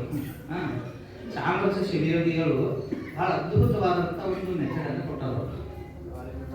ಎಲ್ಲರಿಗೂ ಗೊತ್ತಿರೋದು, ಹೌದಲ್ರಿ? ಎಲ್ಲರಿಗೂ ಗೊತ್ತೈತಿ, ಮಾಡಾಗಿಲ್ಲ ಅಷ್ಟೇ. ಸಮಸ್ಯೆ ಏನದ? ಇದು ಗೊತ್ತಿಲ್ಲೇನ? ಎಲ್ಲರಿಗೂ ಗೊತ್ತೈತಿ, ಹೇಳ್ತಾರೆ ಕೇಳ್ತಾರೆ ಪ್ರವಚನ ಮಾಡ್ತಾರೆ, ಕರೆ ಕೊಂತ ಮಾಡಂಗಿಲ್ಲ, ಪ್ರಾಬ್ಲಮ್ ಕ್ರಿಯಾಕ್ ತರಂಗಿಲ್ಲ. ಕ್ರಿಯೆ ಮಾಡಂಗಿಲ್ಲ. ಇಷ್ಟಲಿಂಗದೊಳಗ ದೃಷ್ಟಿ ನೆತ್ತಿತ್ತಂತಂದ್ರೆ ನಾವು ಭಾಳ ಮಂದಿ ತಪ್ಪು ಏನು ಮಾಡ್ತೀವಿ ಗೊತ್ತೈತ್ರಿ. ನಾನು 2 ರೀತಿ ಪ್ರಾಕ್ಟೀಸ್ ಮಾಡೀನಿ, ನಾನು ಸ್ವಂತ ಅನುಭವದಿಂದ ಹೇಳಕತ್ತೀನಿ. ನಾವು ಶರಣರು ವಚನ ಸುಂದರ ಮಾತು ಹೇಳ್ಯಾರ, ಲಿಂಗದ ಕಲೆ ಅಂಗಕ್ಕೆ ವೇದಿಸುವ ಹಲವು ಸಾಧನಗಳಲ್ಲಿ ಒಂದು ಸಾಧನ ನಾನು ಹೇಳ್ತೀನಿ ಅಂತ ಅವರು. ಅಂದ್ರೆ ಲಿಂಗದ ಕಲೆ ಅಂಗಕ್ಕೆ ವೇದಿಸಬೇಕಾದ್ರೆ ಅನೇಕ ಸಾಧನಗಳದಾವ ಅಂತ ಅರ್ಥ. 1 2 ಅಲ್ರಿ, ಭಾಳ ಅದಾವ, ಸಾಕಷ್ಟು ಅದಾವ. ಸಾಕಷ್ಟು ಅದಾವ. ಅದರಲ್ಲಿ ಒಂದನ್ನು ಹೇಳ್ತೀನಿ ಅಂತೇಳಿ ಅವರೊಂದು ಹಾ. ಒಂದು ಸಾಧನೆಯನ್ನು ನಮ್ಮ ಸಲುವಾಗಿ ಬರ್ದಾರ. ನಮ್ಮ ಸೌಭಾಗ್ಯದಿಂದ ನಾವು ನಮಗೆ ಸಿಕ್ಕಾವ. ಹೌದು. ಭಾಳ ಬರ್ದಿರ್ಬೇಕು, ಅವ್ರು ನಮ್ಗೆ ಸಿಕ್ಕಿಲ್ಲ. ನನಗೆ ಯಾವಾಗ ಸುಲಭ ಅನಿಸ್ತೈತಿ ಆ ಪ್ರಕಾರ ಹೋಗಿ ಮಾಡ್ಬೋದ್ರಿ. ಅವರು ಒಂದು ಹೇಳ್ತಾರೆ, ಅವ್ರೇನು ಡಿಫ್ರೆನ್ಸ್ ಏನಾಗುತ್ತೆ ಹೇಳ್ತೀನಿ ಕೇಳಿ. ಲಿಂಗ ನಾವೇನ್ ಮಾಡ್ತೀವಿ, ಅವರಲ್ಲಿ ಹೇಳಿದ್ದೇನು, ಲಿಂಗ ನಮ್ಮ ಕನ್ನಡ ಪ್ರವೇಶ ಮಾಡಬೇಕು. ಏನು ಪ್ರವೇಶ ಮಾಡಬೇಕು? ಕಣ್ಣು ಲಿಂಗದ ಪ್ರವೇಶ ಮಾಡೋದಲ್ರಿ, ಲಿಂಗವೇ ಕಣ್ಣು ಪ್ರವೇಶ ಮಾಡಬೇಕು. ಅವ್ರು ಹೇಳಿದ ವಿಚಾರ ಇದು. ನಾವೆಲ್ಲ ಊಟ ಮಾಡ್ತೇವೆ, ಭಾಳ ದಿವಸ ನಾವು ಲಿಂಗ ದೀಕ್ಷೆ ತಗೊಂಡ್ಬಳಕ ದಿಗ್ವಿಷ ನೋಡಿದ್ದು ಪ್ರನಾದಿ ಬಂದದ್ದು ಸುರಿದ್ದು ಆದ್ರೂ ದೃಷ್ಟಿತರ ಆಗುತ್ತೆ. ಅವ್ರು ಏನು ಹೇಳತ್ತ, ರಿಸಲ್ಟ್ ಬರ್ಬೇಕಲ್ಲ, ರಿಸಲ್ಟ್ ಇಲ್ಲದೆ ಹೆಂಗಾಗ್ತದ್ರಿ? ಹೌದಲ್ರಿ? ಈಗ ವಾಯರ್ ಅದ, ಕರೆಂಟ್ ಐತಿ, ಸ್ವಿಚ್ ಐತಿ, ಬಲ್ಬ್ ಐತಿ, ಅದನ್ನ ಬಲ್ಬ್ ಹೊಡೆದ್ರೆ ಬಲ್ಬ್ ಹತ್ತಬೇಕಾರೆ ಅದು ಅಂದ್ರೆ ಸರಿ ಅದ. ಕಲೆಕ್ಷನ್ ಆಗ್ತಾ ಈಗ ಇದೆ. ಮಾತ್ರ ಬಲ್ಬ್ ಹಾ, ಕರೆಂಟ್ ಇದ್ದು ಸ್ವಿಚ್ ಎಲ್ಲ ಇರ್ಬೇಕಲ್ರಿ, ಎಲ್ಲ ಅದಾವ. ಈಗ ವಚನ ಸಾಹಿತ್ಯ ಐತಿ, ಕರೆಕ್ಟಾಗಿ ಸಾಧನೆ ಹೇಳಿಕೊಟ್ಟವ್ರದಾರ, ಎಲ್ಲ ಐತಿ. 10 ವರ್ಷ ಬಲ್ಬ್ ಪ್ರಾಬ್ಲಮ್ ಆಗಿರುತ್ತೆ. ಅಂದ್ರೆ ಎಲ್ಲೋ ಮಿಸ್ಟೇಕ್ ಐತಿ ಅಂತ ಅರ್ಥ. ಹೌದಲ್ರಿ? ಎಲ್ಲೋ ಕನೆಕ್ಷನ್ ಲೂಸ್ ಆಗಿರ್ಬೇಕು, ಬಟನ್ ಹೊಡೆದಕ್ಕೆ ಏನೇನು ಆಗೈತಿ ಬಟ್ ಅದು. ಹೌದಲ್ರಿ? ಅಲ್ಲಿ ಹೆಂಗೆ ಹೇಳ್ಯಾರ ಅಂತಂದ್ರೆ ಅವರು, ಆ ಲಿಂಗ್ ಈ ಲಿಂಗ್ ಏನಾಗುತ್ತೆ ಅಂತಂದ್ರೆ ಬರೇ ತೆರೆದಿಟ್ಟ ದೃಷ್ಟಿ ಎಂದಿಷ್ಟು ಶಬ್ದ ಬಳಸ್ಯಾರ. ನಾವು ತ್ರಾಟಕ ಮಾಡ್ತೀವಿ, ತ್ರಾಟಕಕ್ಕೆ ತೆರೆದಿಟ್ಟ ದೃಷ್ಟಿಗೆ ಭಾಳ ವ್ಯತ್ಯಾಸ ಅದ. ಅರ್ಥ ಆಯ್ತಲ್ರಿ? ತ್ರಾಟಕವೇ ಬೇರೆ, ತೆರೆದ ದೃಷ್ಟಿ ತೆರೆದಿಟ್ಟ ದೃಷ್ಟಿನ ಬೇರೆ, 2 ವ್ಯತ್ಯಾಸ ಅದಾವ. ತ್ರಾಟಕ ಅಂತಂದ್ರೆ ಒಂದು ಸೂಕ್ಷ್ಮ ವಸ್ತುವಿನ ಮೇಲೆ ದೃಷ್ಟಿಯನ್ನು ಕೇಂದ್ರೀಕರಣ ಮಾಡೋದು ತ್ರಾಟಕ. ನಿಮ್ಮ ಪ್ರೀತಿಯ ಮಗ ಅಂತ ತಿಳ್ಕೊಳ್ಳಿ, ಕಣ್ಣಾಗ ತುಂಬ್ಕೋತಿರಲ್ಲ ಅವ್ರು, ನೀವು ತುಂಬ್ಕೋತಿರಲ್ಲ ಕಣ್ಣಾಗ, ಏನು ಬ್ರಿಟಿಷ್ ನೋಡ್ತಿರೋ, ಏನ್ ಮಾಡ್ತೀರಿ? ಪ್ರೀತಿ ಮಗ ಅಂತ, ಪ್ರೀತಿ ಮಗನ ಕಣ್ಣಾಗ ತುಂಬ್ಕೊಂತೀರಿ, ಮನುಷ್ಯನಾಗ ತುಂಬ್ಕೋತೀರಿ, ಭಾವನಾಗ ತುಂಬ್ಕೋತೀರಿ. ಹಿಂಗಾಗಿ ನಿಮ್ಮ ನೇತ್ರದೊಳಗ, ಮನುಷ್ಯನೊಳಗ, ಭಾವದಾಗ ಮಗ ತುಂಬ್ತಾನ. ಯಾವ ಕ್ರಿಯೆ ಮಾಡುವಾಗಾದ್ರೂ ಕೂಡ ಅವನೇ ಕಾಣ್ತಿರ್ತಾನೆ, ಅವನೇ ಕಾಣ್ತಾನ. ಹೌದಲ್ರಿ? ಇಡೀ ಮನಿ ಕೆಲಸ ಆಗಿರ್ಬೋದು, ಒಳಗೆ ಬಂದ್ರು ಅವನೇ ಕಾಣ್ತಾನ. ಹೌದಲ್ರಿ? ಬ್ರಿಟಿಷ್ ನೋಡ್ತೀರಿ ನಮ್ಮನ್ನ, ಇಲ್ಲ ಮೂಲ ತಪ್ಪು ಇಲ್ಲಿ ನಾವು ಮಾಡೋದು. ಸಹಜತೆ. ಸಹಜವಾಗಿ ಸಹಜ. ಆ ಲಿಂಗ ಏನೊಳಗ ತೆರೆದಿಟ್ಟ ದೃಷ್ಟಿಯನ್ನು ಇಟ್ಟಿರಬೇಕು. ಅಲ್ಲಿ ಪ್ರಕ್ರಿಯೆ ತಾನು ನಡೀತದ್ರೆ ಅದು ಆ ಲಿಂಗ ಕಣ್ಗಳು ತುಂಬದ ವ್ಯಾಪಿಸ್ತದ ರೀ. ಕಣ್ಣಾಗ ಲಿಂಗ ವ್ಯಾಪಿಸಿದ ಬಳಿಕ ಅದ್ರೊಳಗೆ ಮನಸ್ಸನ್ನ ಇಡಂತಾರ ಅವರು. ಅವಾಗ ಆ ಕಣ್ಣೊಳಗೆ ವ್ಯಾಪಿಸಿರ್ತಕ್ಕಂಥ ಲಿಂಗ ಮನುಷ್ಯನ ತುಂಬ ವ್ಯಾಪಿಸ್ತದ, ಭಾವ ತುಂಬ ವ್ಯಾಪಿಸ್ತದ, ಹಿಂಗದು ಒಳಗೆ ಪ್ರವೇಶ ಆಗ್ತದ. ಇದು ಚನ್ನಬಸವಣ್ಣವ್ರು ಹಿಡಿಯತಕ್ಕಂಥ ಸಾಧನ. ಇದಕ್ಕೊಂದು ವಚನ ಅಮ್ಮ ಐತಿ, ವಚನ ಐತಿ. ಲಿಂಗಂ ತಾಯಿ ಹೇಳ್ತಾಳಲ್ಲ, ಎನ್ನ ಕಂಗಳ ಮುಂದಣ ಕತ್ತಲೆ ಹರಿಯಿತ್ತು, ಹಿಂಗ ನೋಡ್ದ. ಹೌದು, ಇದನ್ನ ಅಷ್ಟಾವರಣಗಳನ್ನು ನಾನು ಹೀಗೆ ನೋಡ್ತಿರ್ತಾರೆ.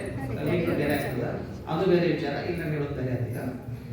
ಇದೇನೈತಲ್ಲ, ಈ ರೀತಿಯಾಗಿ ಅಂಗೈಯೊಳಗ ಇರ್ತಕ್ಕಂಥ ಲಿಂಗದೊಳಗ ನಾವು ಕಣ್ಣುಗಳನ್ನ ಅಲ್ಲಿ ಇಟ್ಟಿವಿ ಅಂತಂದ್ರ ಏನಾಗ್ತದ, ಈ ಪ್ರಕ್ರಿಯೆಯನ್ನ ಇವ್ರು ಬರೀತಾರೆ. ಅಲ್ಲಿ ಏನ್ ನಡೀತದಪ್ಪ ಅನ್ನೋದನ್ನ ಚಾಮರಸ ಶಿವಯೋಗಿಗಳು ಉಲ್ಲೇಖ ಮಾಡ್ತಾರೆ. ಏನಾಗ್ತದ್ರಲ್ಲಿ ಮೊದಲನೇದು ಕಣ್ಣುಗಳು ನಿಂದಿರ್ತಾವ, ಹೌದಲ್ರಿ? ದೃಷ್ಟಿ ಸ್ಥಿರ ಆಗ್ತದ. ಅದಾದ ನಂತರ ಹೌದಲ್ರಿ?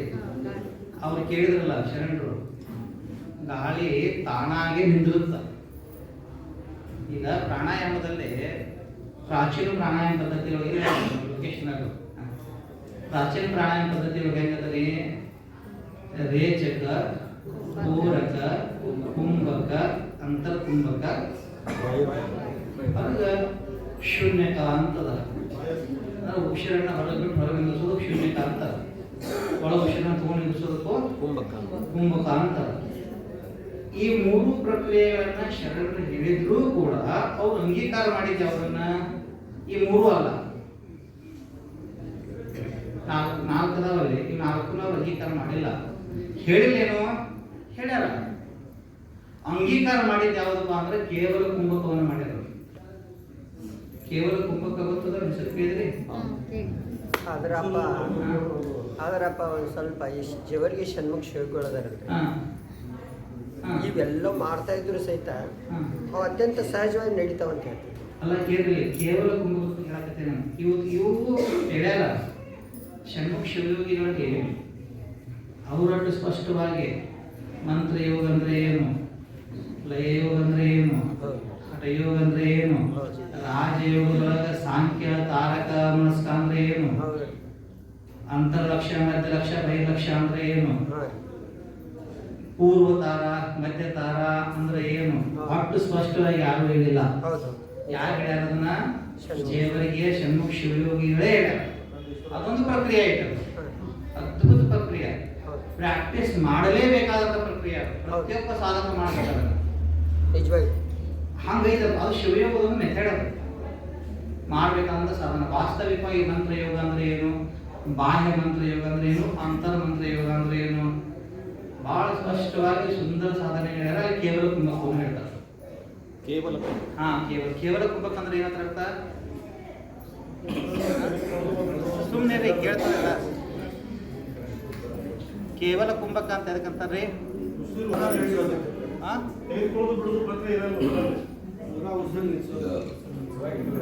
ನೋಡ್ರಿ, ಸುಮ್ಮನೆ ಲಕ್ಷ್ಯ ಕೊಟ್ಟು ಕೇಳಿ, ತಾನೇ ಕೇಳ್ತೇವೆ. ಕೇವಲ ಕುಂಭಕ ಅಂತಂದ್ರೆ ತಾನಾಗೆ ಉಸಿರು ನಿಂದ್ರೋದು.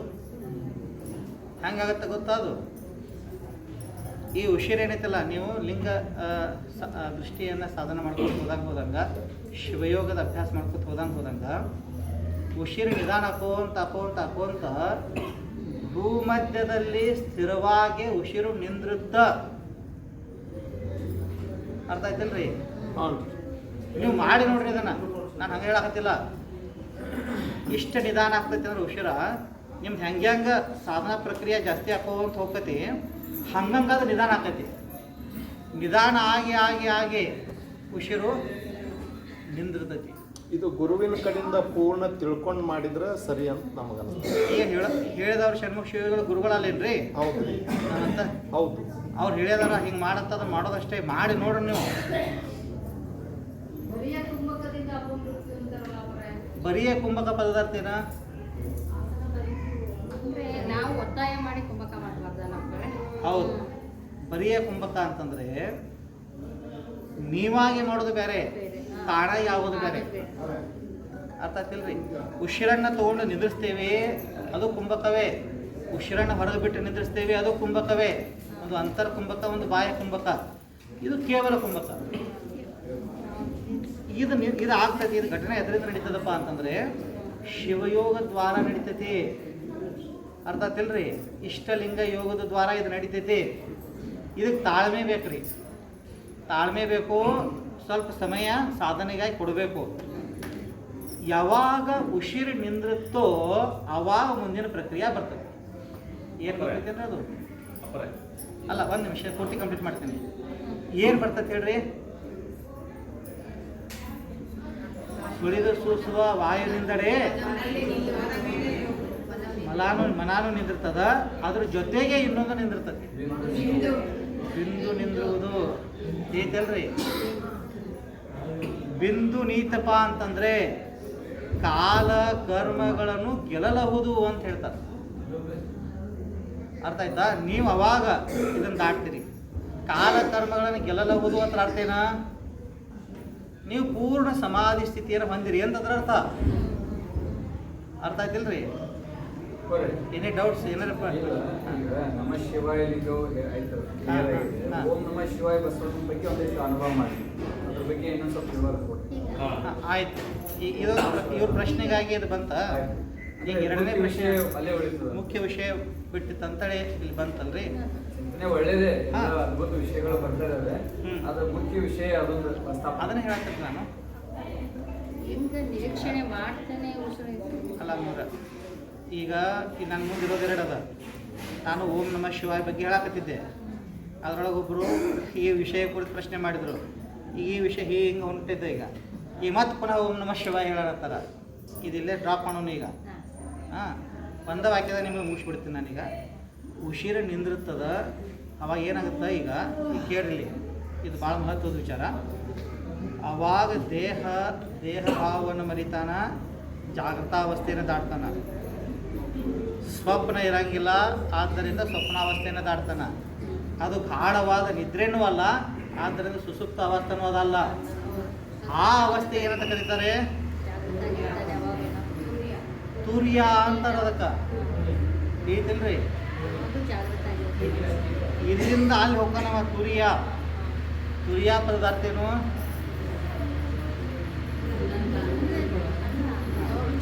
ಅತ್ಯಂತಿಕ ಪ್ರಶ್ನೆ. ನೋಡ್ರಿ, ನೀವೆಲ್ಲ ಎಲ್ಲೆಲ್ಲ ತಿಳ್ಕೊಂಡು ಹೇಳ್ಬೇಡ್ರಿ. ಶರಣ್ ಏನು ಹೇಳಲ್ಲ ಅದನ್ನ ಹೇಳ್ರಿ. ಹಾಂ, ತುರಿಯ ಪದಾರ್ಥ ಏನು?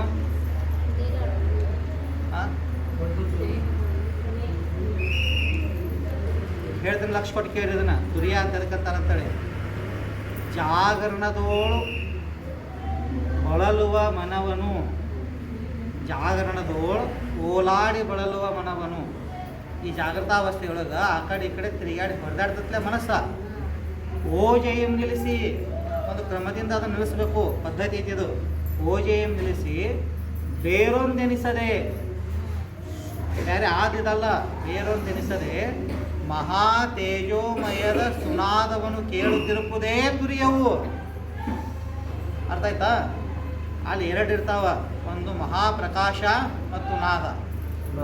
ಅನಾಹತ ಪ್ರಣವನಾದ ಮತ್ತು ಪ್ರಣವನಾದವನ್ನು ಒಳಗೊಂಡಂಥ ಪ್ರಕಾಶ. ಇವೆರಡು ಮಾತ್ರ ಅವನಿಗೆ ಅನುಭವ ಬರ್ತಿರ್ತಾವ. ಅಲ್ಲಿ ಜಾಗೃತಿ ಇರಂಗಿಲ್ಲ, ದೇಹ ಭಾವ ಇರಂಗಿಲ್ಲ, ಸ್ವಪ್ನ ಇರಂಗಿಲ್ಲ. ಅರ್ಥ ಆಯ್ತಲ್ರಿ? ಜಾಗೃತದಲ್ಲಿ ಇರ್ತಕ್ಕಂಥ ವಿಶ್ವ ಜೀವ ಅಲ್ಲಿಲ್ಲ, ಸ್ವಪ್ನದಾಗ ಇರ್ತಕ್ಕಂಥ ತೈಜಸ ಜೀವ ಅಲ್ಲಿಲ್ಲ. ಅದು ಗಾಢವಾದ ನಿದ್ರೆನೂ ಅಲ್ಲ, ಅಲ್ಲಿ ಪ್ರಾಜ್ಞನೂ ಇಲ್ಲ. ಅದನ್ನು ದಾಟಣಿಗ. ಇದಕ್ಕೇನಂತ ಕರೀತಾರ? ಇದು ತುರ್ಯ. ಈ ತುರ್ಯಾವಸ್ಥೆಯನ್ನು ಸಾಧನ ಮಾಡಲಾರ್ದ ಶರಣರ ವಚನಗಳು ತಿಳಿಯಂಗಿಲ್ಲ. ಐತಲ್ರಿ? ಶರಣರ ಮಾತುಗಳು ನಮ್ಗೆ ಅರ್ಥ ಆಗ್ಬೇಕಾದ್ರೆ ಇದು ಗೊತ್ತಿರಬೇಕು. ಇದನ್ನು ಮಾಡಬೇಕಿದ್ರೆ ಪ್ರಾಕ್ಟೀಸ್ ರೀ. ಪ್ರಾಕ್ಟೀಸ್ ಮಾಡಿ ಇಲ್ಲಿಂದ ಅಲ್ಲಿ ಹೋಗ್ಬೇಕು. ಇಷ್ಟು ಸಾಕಿ ವಿಷಯ. ಇನ್ನು ಓಂ ನಮಃ ಶಿವಾಯ ಬಗ್ಗೆ ಹೇಳ್ಬೇಕಾದ್ರೆ ಬಸವಣ್ಣವ್ರ ಬಗ್ಗೆ ಹೇಳ್ಬೇಕು ನಾನೀಗ. ಹೌದಲ್ರಿ? ಬಸವಣ್ಣವ್ರ ಬಗ್ಗೆ ಒಂದು ಮಾತು. ಬಸವಣ್ಣವ್ರನ್ನ ಮೊದಲು ಮಾಡ್ಕೊಂಡು ಎಲ್ಲ ಶರಣರ ಬಗ್ಗೆ ಯಡಿಯೂರು ಸಿದ್ಧಲಿಂಗೇಶ್ವರರು ಹೇಳ್ತಾರೆ. ಇವರೆಲ್ಲ ಎಲ್ಲಿಂದ ಬಂದಾರಪ್ಪ ಶರಣರು? ಊರ್ಧ್ವ ಲೋಕ ಅಧೋಲೋಕ ಅಂತ ನಂತರ ಕರೆದುತ್ತದು. ಮೂಲ ಬಂದಿದ್ದು ಎಲ್ಲಿಂದ ಅಂತಂದ್ರೆ ಲಿಂಗದಿಂದನೇ ಹೊರಗೆ ಬಂದಾರಲ್ಲ. ಎಲ್ಲಿಂದ ಬಂದಾರ? ಹಾಂ, ಲಿಂಗದಿಂದನೇ. ಲಿಂಗದಿಂದ ಶರಣ ಹೃದಯವಾಗದಿರ್ದಡೆ. ಇದೆಲ್ಲ ಎಲ್ಲಿಂದ ಬಂದಾರಪ್ಪ? ಲಿಂಗದಿಂದನೇ ಬಂದಾರ. ಒಂದು ವೇಳೆ ಲಿಂಗದಿಂದ ಬಂದಿಲ್ಲ ಅಂತಂದ್ರೆ ಯಡಿಯೂರು ಸಿದ್ಧಲಿಂಗೇಶ್ವರ ಹೇಳ್ತಾರೆ, ಲಿಂಗದಿಂದ ಶರಣ ಹೃದಯವಾಗದಿರ್ದಡೆ ಬಸವ, ಚನ್ನಬಸವ, ಪ್ರಭುದೇವರು ಮುಖ್ಯವಾದ 770 ಅಮರಗಣಗಳು. ಇವರು ಎಷ್ಟು ಮಂದಿ ಹೆಸರು ತಗೊಂಡಾರು ಸಿದ್ಧಲಿಂಗೇಶ್ವರರು. ಬಸವ, ಚನ್ನಬಸವ, ಪ್ರಭುದೇವರು ಮುಖ್ಯವಾದ 770 ಅಮರಗಣಗಳು ಎಲ್ಲರೂ ಕ್ಷೀರವ ಬೆರೆಸಿದಂತೆ, ನೀರು ಬೆರೆಸಿದಂತೆ, ಘೃತವ ಬೆರೆಸಿದಂತೆ, ಬಯಲ ಬೆರೆಸಿದಂತೆ, ಲಿಂಗವ ಬೆರೆಸಿ ಮಹಾಲಿಂಗವೇ ಆದರೂ ನೋಡ. ಇವರು ಯಾರು? ಶರಣರು ಎಲ್ಲಿ ಆ ಕಡೆ ಅಲ್ಲಿ ಆಗ ಕಲ್ಪನಾ ಬಂದಲ್ಲ 2-3 ವಿಚಾರಗಳು. ಹಂಗಾಗಿಲ್ಲ. ಮಹಾಲಿಂಗವೇ. ಇವ್ರು ಏನಾಗ್ಯಾರಪ್ಪ? ಎಲ್ಲರೂ ಮಹಾಲಿಂಗ ಸ್ವರೂಪ. ಲಿಂಗವ ಬೆರೆಸಿ ಮಹಾಲಿಂಗವೇ ಆದರೂ ನೋಡ. ಉದಾಹರಣೆ ಕೊಡ್ತಾರ್ರಿ ಅವರು, ಎಷ್ಟು ಚಂದ ನೋಡ್ರಿ. ಲಿಂಗದಿಂದ ಶರಣ ಹೃದಯವಾಗದಿರ್ತಡೆ, ಒಂದು ವೇಳೆ ಆಗಿಲ್ಲ ಅಂತಂದ್ರಿ ಅಂತಂದ್ರೆ ಮಹಾತಾಯಿ ನೀಲಲೋಚನೆ ಅಮ್ಮನ ಉದಾಹರಣೆ ಕೊಡ್ತಾರೆ. ಇಲ್ಲೇ ಏನಂತಾರೆ ಗೊತ್ತೇನ್ರಿ ಅವರು? ನೀಲಲೋಚನೆಯಮ್ಮ ಲಿಂಗದೊಳಗೆ ತನ್ನ ಅಂಗವನ್ನು ಏಕೀಕರಿಸಿ, ಕರೆಕ್ಟಾಗಿ ಶಬ್ದಾರ್ಥ ಮಾಡ್ಕೋ, ಲಿಂಗದೊಳಗೆ ತನ್ನ ಅಂಗವ ಏಕೀಕರಿಸಿ. ಇದು ಭಾಳ ಮುಂದುವರೆದ ಯೋಗ ವಿಜ್ಞಾನರಿದು. ನಾವು ಇಲ್ಲಿವರೆಗೆ ಎಷ್ಟು ಯೋಗದ ತಿಳ್ಕೊಟ್ಟೇವಿ? ಯಮಾದಿ ಅಷ್ಟಾಂಗ ಯೋಗಗಳ ಬಗ್ಗೆ ಗೊತ್ತು ನಮಗೆ, ಹೌದಿಲ್ರಿ? ಯಮ, ನಿಯಮ, ಆಸನ, ಪ್ರಾಣಾಯಾಮ, ಪ್ರತ್ಯಾಗ, ಧಾರಣ, ಧ್ಯಾನ, ಸಮಾಧಿ ಅನ್ನೋವು ಇವು ಗೊತ್ತು. ಇಲ್ಲಿ ಏನಾಗುತ್ತ ಡಿಫ್ರೆನ್ಸ್ ಒಂದು ಸ್ವಲ್ಪ, ಇದು ವಿಷಯಾಂತರ ಆದರೂ ಲಕ್ಷಣ ಇಟ್ಕೋರಿ ಇದನ್ನು. ಏನು ಡಿಫ್ರೆನ್ಸ್ ಅದಪ್ಪ? ಅಷ್ಟಾಂಗ ಯೋಗಕ್ಕೆ ಶರಣರ ಶಿವಯೋಗಕ್ಕೆ ಏನು ವ್ಯತ್ಯಾಸ? ಏನು ವ್ಯತ್ಯಾಸ ಅದ ರೀ? ಯೋಗದ ಕೇಳತ್ತೇನೆ ನಾನು, ಯೋಗದಾಗ ಏನು ವ್ಯತ್ಯಾಸ ಅದ ಅದಕ್ಕೆ ಇದಕ್ಕೆ? ನಿಮಗೆ ಅಷ್ಟಾಂಗ ಯೋಗ ಗೊತ್ತದಾವಿಲ್ರಿ? ಕ್ಲಿಯರ್ ಗೊತ್ತೈತ್ಯಾ? ಪಕ್ಕಾ ಅಷ್ಟಾಂಗ ಯೋಗ ಗೊತ್ತದವ? ನಿರ್ವಿಕಲ್ಪ ಸಮಾಧಿ ತನಕ ಅದು ಗೊತ್ತಿಲ್ಲದ್ರಿ, ಇದಕ್ಕೆ ಗೊತ್ತಾಗೋದಿಲ್ಲ, ಹೌದಿಲ್ರಿ? ಮೊದಲ ನಾವು ವಚನ ಸಾಹಿತ್ಯ ಅಭ್ಯಾಸ ಮಾಡೋಕ್ಕಿಂತ ಪೂರ್ವದಲ್ಲಿ ಒಂದು ಸ್ವಲ್ಪ ಲಕ್ಷಣ ಇಟ್ಕೋರಿ. ಎಲ್ಲ ಷಡ್ದರ್ಶನಗಳ ಅಭ್ಯಾಸ ಆಗಬೇಕು. ಯಾವುದನ್ನ ನಾವು ಅಲ್ಲ ಗಳಿಯತ್ತೇವಲ್ಲ ಅದ್ರ ಬಗ್ಗೆ ಜ್ಞಾನ ಬೇಕು ಬೇಡ ನಮಗೆ? ಸುಮ್ಮನೆ ಗೊತ್ತಿರಂಗಿಲ್ಲ ಬಿಡಂಗಿಲ್ಲ, ಅದ್ರ ಹೆಂಗೆ ಅಲ್ಲ ಗಳಿತೀರಿ ನೀವು? ಹೌದು, ಡಿಫ್ರೆನ್ಸ್ ಹೇಳ್ಬೇಕಾದ್ರೆ ಅದ್ರದ್ದು ವ್ಯತ್ಯಾಸ ಗೊತ್ತಾಗಬೇಕು ಬೇಡ? 6 ದರ್ಶನಗಳ ಜ್ಞಾನ ಇರಲ್ರಿ ವಚನ ಸಾಹಿತ್ಯ ಏನು ಮಾಡೋರು? ಷಡ್ದರ್ಶನಗಳ ಜ್ಞಾನ ಇರಬೇಕು. ಕರೆಕ್ಟ್. ಬೌದ್ಧ ದರ್ಶನದಲ್ಲ, 6 ಆಸ್ತಿಕ ದರ್ಶನ ಅದಾವ, 6 ನಾಸ್ತಿಕ ದರ್ಶನ ಅದಾವ. ಹೌದು ಸರ್. ಟೋಟಲಿ 12 ದರ್ಶನ ಅದಾವ.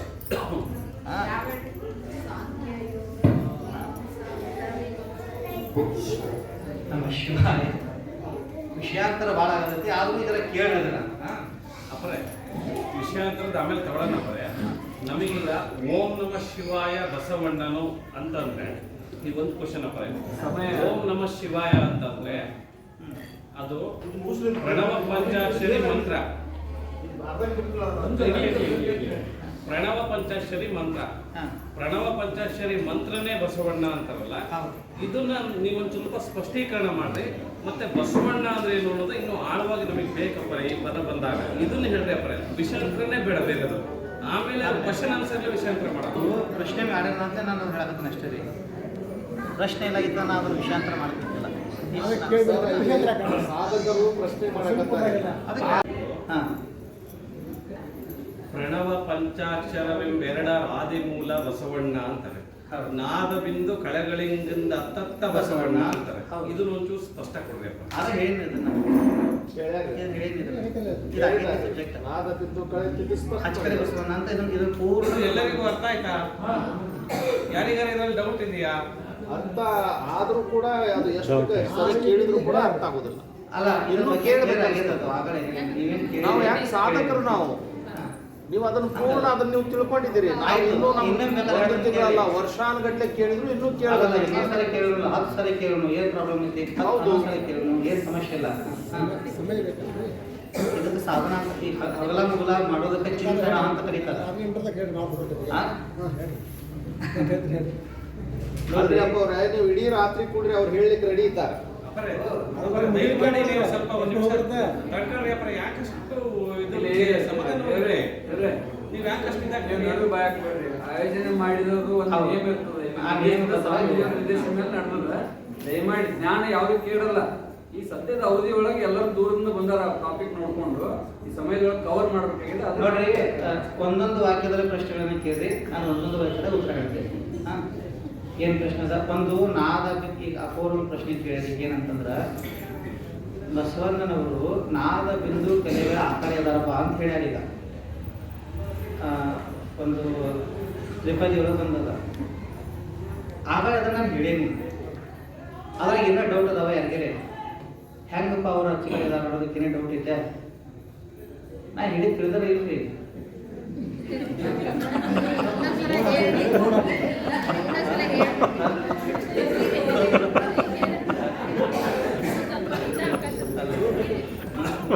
ತಿಳಿದಿಲ್ಲ.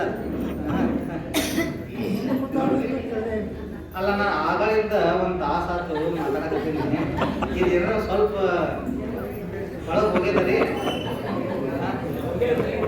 ಹೋಗೈತಲ್ಲ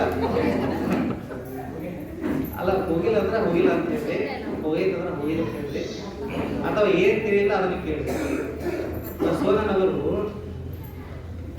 ಈ ಪ್ರಣವ ಪಂಚಾಕ್ಷರಿ ಮಂತ್ರಕ್ಕಿಂತ ಆ ಕಡೆ ಇದಾರಪ್ಪ ಅಂತ ಹೇಳಿದ್ದೆ. ಇದ್ರಲ್ಲಿ ಏನಾರ ಡೌಟ್ ಅದಾವ ಹೆಂಗ ಅಂತ ಕೇಳಿದ್ರೆ ಮೂಲ ಚಿತ್ತೆ ಬಸವಣ್ಣನವರು ಇಷ್ಟು ಲಕ್ಷ ಇಟ್ಕೋರಿ ಚಿತ್ ಸ್ವರೂಪವೇ ಬಸವಣ್ಣ. ಮೂಲ ಚಿತ್ತು ಅಂದ್ರೆ ಗೊತ್ತಾಗುತ್ತೆ ಮೂಲ ಪ್ರಜ್ಞೆ ಮೂಲ ಜ್ಞಾನ ಅದೇ ಬಸವಣ್ಣ. ಅಲ್ಲಿ ನಾವು ಈಗ ಆಕಾರ ಮಾಡ್ಕೊಂಡು ಸೇವಲ್ಲ ಹಿಂಗಿಲ್ಲ ಅದು ಅರ್ಥ ಆಗ್ತಿಲ್ರಿ. ಇಲ್ಲ ಮೂರ್ತಿ ಮಾಡ್ಕೊಂಡು ಸೇವಲ್ಲ ಹಿಂಗಿಲ್ಲ.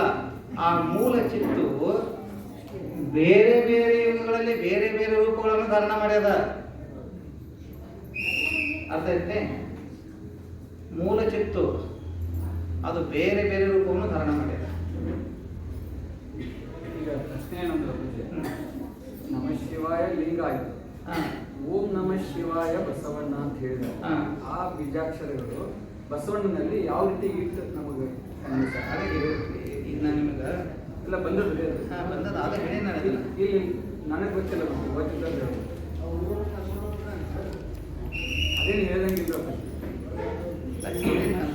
ಮೂಲ ಚಿತ್ತು ನಾದಬಿಂದು ಕಳೆಗಳಿಂದ ಮಹಾಲಿಂಗ ಆಯ್ತು ಅಂತ ಬಂದಿದೆ. ಆದ್ರೆ ಆ ಕಡೆ ಹೋಗಿಲ್ಲ. ನಮಃ ಶಿವಾಯ ಓಂ ನಮಃ ಶಿವಾಯ ಬಸವಣ್ಣ ಬರಲಿಲ್ಲ. ನೋಡ್ರಿ ಚನ್ನಬಸವಣ್ಣವ್ರು ಹೇಳ್ತಾರ ಇದು ಹೇಳಿದಲ್ಲ ನಾನು ನೋಡ್ರಿ ಇದು ಬಸವಣ್ಣನವರ ರೂಪ ನೋಡ್ರಿ ಹೆಂಗದ. ಚನ್ನಬಸವಣ್ಣವ್ರು ಹೇಳೋದು ಚನ್ನಬಸವಣ್ಣವರು ನಿರೂಪಣೆ ಮಾಡುವ ಬಸವಣ್ಣನವರ ರೂಪ. ನಕಾರವೇ ಬಸವಣ್ಣನ ನಾಸಿಕ. ನಕಾರ ಅಂತಂದ್ರೆ ಬಸವಣ್ಣನವರ ನಾಸಿಕ. ಮಕಾರವೇ ಬಸವಣ್ಣನ ಜಿಹ್ವೆ. ಸಿಕಾರವೇ ಬಸವಣ್ಣನ ನಯನ. ವಕಾರವೇ ಬಸವಣ್ಣನ ತ್ವಕ್ಕು. ಯಕಾರವೇ ಬಸವಣ್ಣನ ಶ್ರೋತ್ರ. ಓಂಕಾರವೇ ಬಸವಣ್ಣನ ಪ್ರಾಣ. ಅಕಾರವೇ ಬಸವಣ್ಣನ ನಾದ. ಉಕಾರವೇ ಬಸವಣ್ಣನ ಬಿಂದು. ಮಕಾರವೇ ಬಸವಣ್ಣನ ಕಳೆ. ಇಂತಿ ಮೂರು ಪ್ರಣವಂಗಳೇ ಪ್ರಣವದ ಶಿರಸ್ಸಾಗಿ ಪ್ರಣವದ ಕುಂಡಲಿ ಸೋಂಕಿ ಶಾಖೆಗಳಾಗಿಪ್ಪವು. ಬಕಾರವೇ ಭವಹರ ಗುರು. ಸಕಾರವೇ ಸಕಲ ಚೈತನ್ಯ ಲಿಂಗ. ಸ್ವಕಾರವೇ ಉಚಿಸುವ ಜಂಗಮ. ಇಂತಿ ಮೂರು ಪ್ರಣವಂಗಳೇ ಪ್ರಣವದ ಮೂರು ಪದಂಗಳಾಗಿ ಪ್ರಣವಕ್ಕೆ ಮೂಲ ಪದಂಗಳಾಗಿಪ್ಪವು. ಇಂದಿ 12 ಪ್ರಣವ ತಾನೇ ಆದ ಕೂಡಲ ಚನ್ನ ಸಂಗಯ್ಯನಲ್ಲಿ ಬಸವಣ್ಣನ ಶ್ರೀಪಾದಕ್ಕೆ ನಮೋ ನಮೋ ಎಂಬೆನು ತಿಳಿದೆನು ಅಂತ ಹೇಳ್ಯಾರ. ಇದು ಬಸವಣ್ಣನವರ ರೂಪ. ಅರ್ಥ ಆಯ್ತದ್ರಿ? ನಮಃ ಶಿವಾಯ ಓಂ ಅದ ಓಮ ಬಸವ ಅಂತಂತೇವಲ್ಲ ಇದೆಲ್ಲ ಸೇರಿ ಬಸವಣ್ಣನವರು. ಕ್ಲಿಯರ್ ಆಯ್ತಲ್ರಿ? ಮತ್ತೇನು ಪ್ರಶ್ನೆ ಅದ? ಇದು ತಿಳಿತಿಲ್ಲ ಓಕೆನಾ? ಹಾಂ ಇದ್ರಂಗ ನೋಡ್ರಿ ನೀವು ಈಗಾಗ ಹೇಳ್ಯಾರಲ್ಲ ಅವ್ರ ನಾಸಿಕ ಅಂದ್ರೆ ನಕಾರ. ಹೌದಲ್ರಿ? ಅವ್ರ ಶಿವ ಅಂತಂದ್ರೆ ನಕಾರ. ಈ ಥರ ಇದು ಬಸವಣ್ಣನವರ ರೂಪ. ಮತ್ತೇನು ಪ್ರಶ್ನೆ ಅದ ರೀ? ಮತ್ತೇನು ಪ್ರಶ್ನೆ ಅದಾವ? ಪ್ರಶ್ನೆ ಕೇಳ್ರಿ. ಬರ್ತಾವಂತ ಹೇಳಿದ್ರೆ ಕನಸಿನ ಬಗ್ಗೆ ಪೂರ್ಣ ಬೇಕನ್ನೋದಲ್ಲ. ಕನಸಿನ ಬಗ್ಗೆ ಅದೊಂದು ಸಬ್ಜೆಕ್ಟ್ ಸಪ್ರೇಟ್ ಅದ. ಸಣ್ಣದೊಂದು ಹೇಳಿದ್ರೆ ಏನಂತ ಹಂಗೆ ಬಂದು ಹೋಗ್ತೀರಿ ಅದು ಸ್ವಲ್ಪ ಸಬ್ಜೆಕ್ಟ್ ರೀ. ಯಾವ ಸ್ಥಿತಿಯೊಳಗಿಂದ ಕನಸುಗಳು ಹೆಂಗೆ ಬರ್ತಾವ ಅಂತ ಹೇಳಿದಿರ್ತಾವೆ. ಈಗ ಕನಸನ್ನು ಕೂಡ ದೇವಮಯವನ್ನಾಗಿ ಕಂಡ್ರು ನಮ್ಮ ಶರಣರು. ಉದಾಹರಣೆಗೆ ಇನ್ನ ಆ ಪ್ರಕ್ರಿಯೆ ನಾವು ಪೂರ್ಣ ಮಾಡಿಲ್ಲ. ನಾನು ಕಂಪ್ಲೀಟ್ ಮಾಡ್ತೇನೆ. ಅಕ್ಕ ಕೇಳವ ನಾನೊಂದು ಕನಸು ಕಂಡೆ ಅದೊಂದ್ರಿ. ಇನ್ನೊಂದು ಅದು ಪ್ರೈಮರಿಗಿದ್ರೆ ಬಸವಣ್ಣವ್ರು ಏನು ಹೇಳ್ತಾರೆ ಅಂದ್ರೆ ಕಂಡ ಕನಸು ನಿಧಾನವ ಕಂಡೆ ಬಿಡಲಾರದ ನಿಧಾನ ಅಪರಿ ಬಿಡಲಾರದ ನಿಧಾನವ ಕಂಡೆನೆಯ ಕೂಡಲ ಕೂಡಲ ಸಂಗಯ್ಯನೆಂಬ ನಿಧಾನ ಹಾಕೊಂಡು ಬಿಡಲಾರನೆಯ ಹ್ಮ್. ಈ ಕನಸು ಹೆಂಗಿತ್ತು ಅಂತ. ಹ್ಮ್. ನೋಡ್ರಿ, ಕನಸಿನೊಳಗ 3 ಪ್ರಕಾರಗಳದ. ಅವ್ರದ್ದೊಂದು ಸಣ್ಣ ಪ್ರಶ್ನೆ ಉತ್ತರ ಕೊಟ್ಟ ಈ ವಚನ ಹೇಳ್ತೇನೆ. ಕನಸಿನೊಳಗ 3 ಪ್ರಕಾರ ಅದಾವ. ಒಂದು ತಾಮಸಿಕ ಕನಸು, ಎರಡನೇದು ರಾಜಸಿಕ ಕನಸು, ಮೂರನೇ ಸಾತ್ವಿಕ ಕನಸು, ನಾಲ್ಕನೇದು ಕನಸೇ ಅಲ್ಲ, ಅದೊಂದು ನೀವು ಹೇಳಿಲ್ಲ ಕೊನೆಯದು ಆ ಸ್ಥಿತಿ ಅದು. ಹಂಗಂದ್ರೆ ಏನು ಅಂತ ಕೇಳಿದ್ರ, ಸಾಮಾನ್ಯವಾಗಿ ಜೀವಭಾವಿ ಆಗಿರ್ತಕ್ಕಂಥ ವ್ಯಕ್ತಿಗೆ ಕನಸು ಬೀಳ್ತಾವ. ಕನಸು ಬೀಳ್ತಾವ, ಏನು ಬೀಳ್ತಾವ ಅನ್ನೋದು ಗೊತ್ತಿರಂಗಿಲ್ಲ. ಕನಸು ಬಿತ್ತು ಅನ್ನೋದು ಗೊತ್ತ, ಆದ್ರೆ ಏನು ಬಿತ್ತು ನೆನಪಿರಂಗಿಲ್ಲ. ಇದೀಗ ಅಂತ ಕನಸು ಅಂತಾರ್ರಿ ತಾಮಸಿಕ ಅಂದ್ರೆ ಗೊತ್ತಿಲ್ಲದ ಕನಸು. ಏನ್ ಬಿದ್ದೈತಿ ಅದು ಗೊತ್ತಿರಂಗಿಲ್ಲ. ಎರಡನೇ ಕನಸು ಬೀಳ್ತಾವ, ಅವ ಏನ್ ನೋಡಿರ್ತಾನ, ಕೇಳಿರ್ತಾನ, ಮಾತಾಡಿರ್ತಾನ, ಪ್ರಪಂಚಿಕ ವಿಷಯಗಳು ಅದ್ರದ್ದೇ ಕನಸು ಬೀಳ್ತಾರ. ಅದು ಹೇಳ್ತಾನೆ, ಅದನ್ನ ಅವ್ರು ಹೇಳ್ತಾನ. ಅದು ಇದಕ್ಕೇನಂತ ಹೇಳಿದಕ್ಕ ರಾಜಸಿಕ ಕನಸು. ಅಕ್ಕ ಕೇಳವ್ವ ನಾನೊಂದು ಕನಸ ಕಂಡೆ ಅಂತ ಅಕ್ಕ ಮಾದಿ ತಾಯಿ ಹೇಳ್ತಾರಲ್ಲ, ಇದು ಸಾತ್ವಿಕ ಕನಸು. ಸಾತ್ವಿಕ ಕನಸು ಅಂದ್ರೆ ಜಾಗೃತಾವಸ್ಥೆ.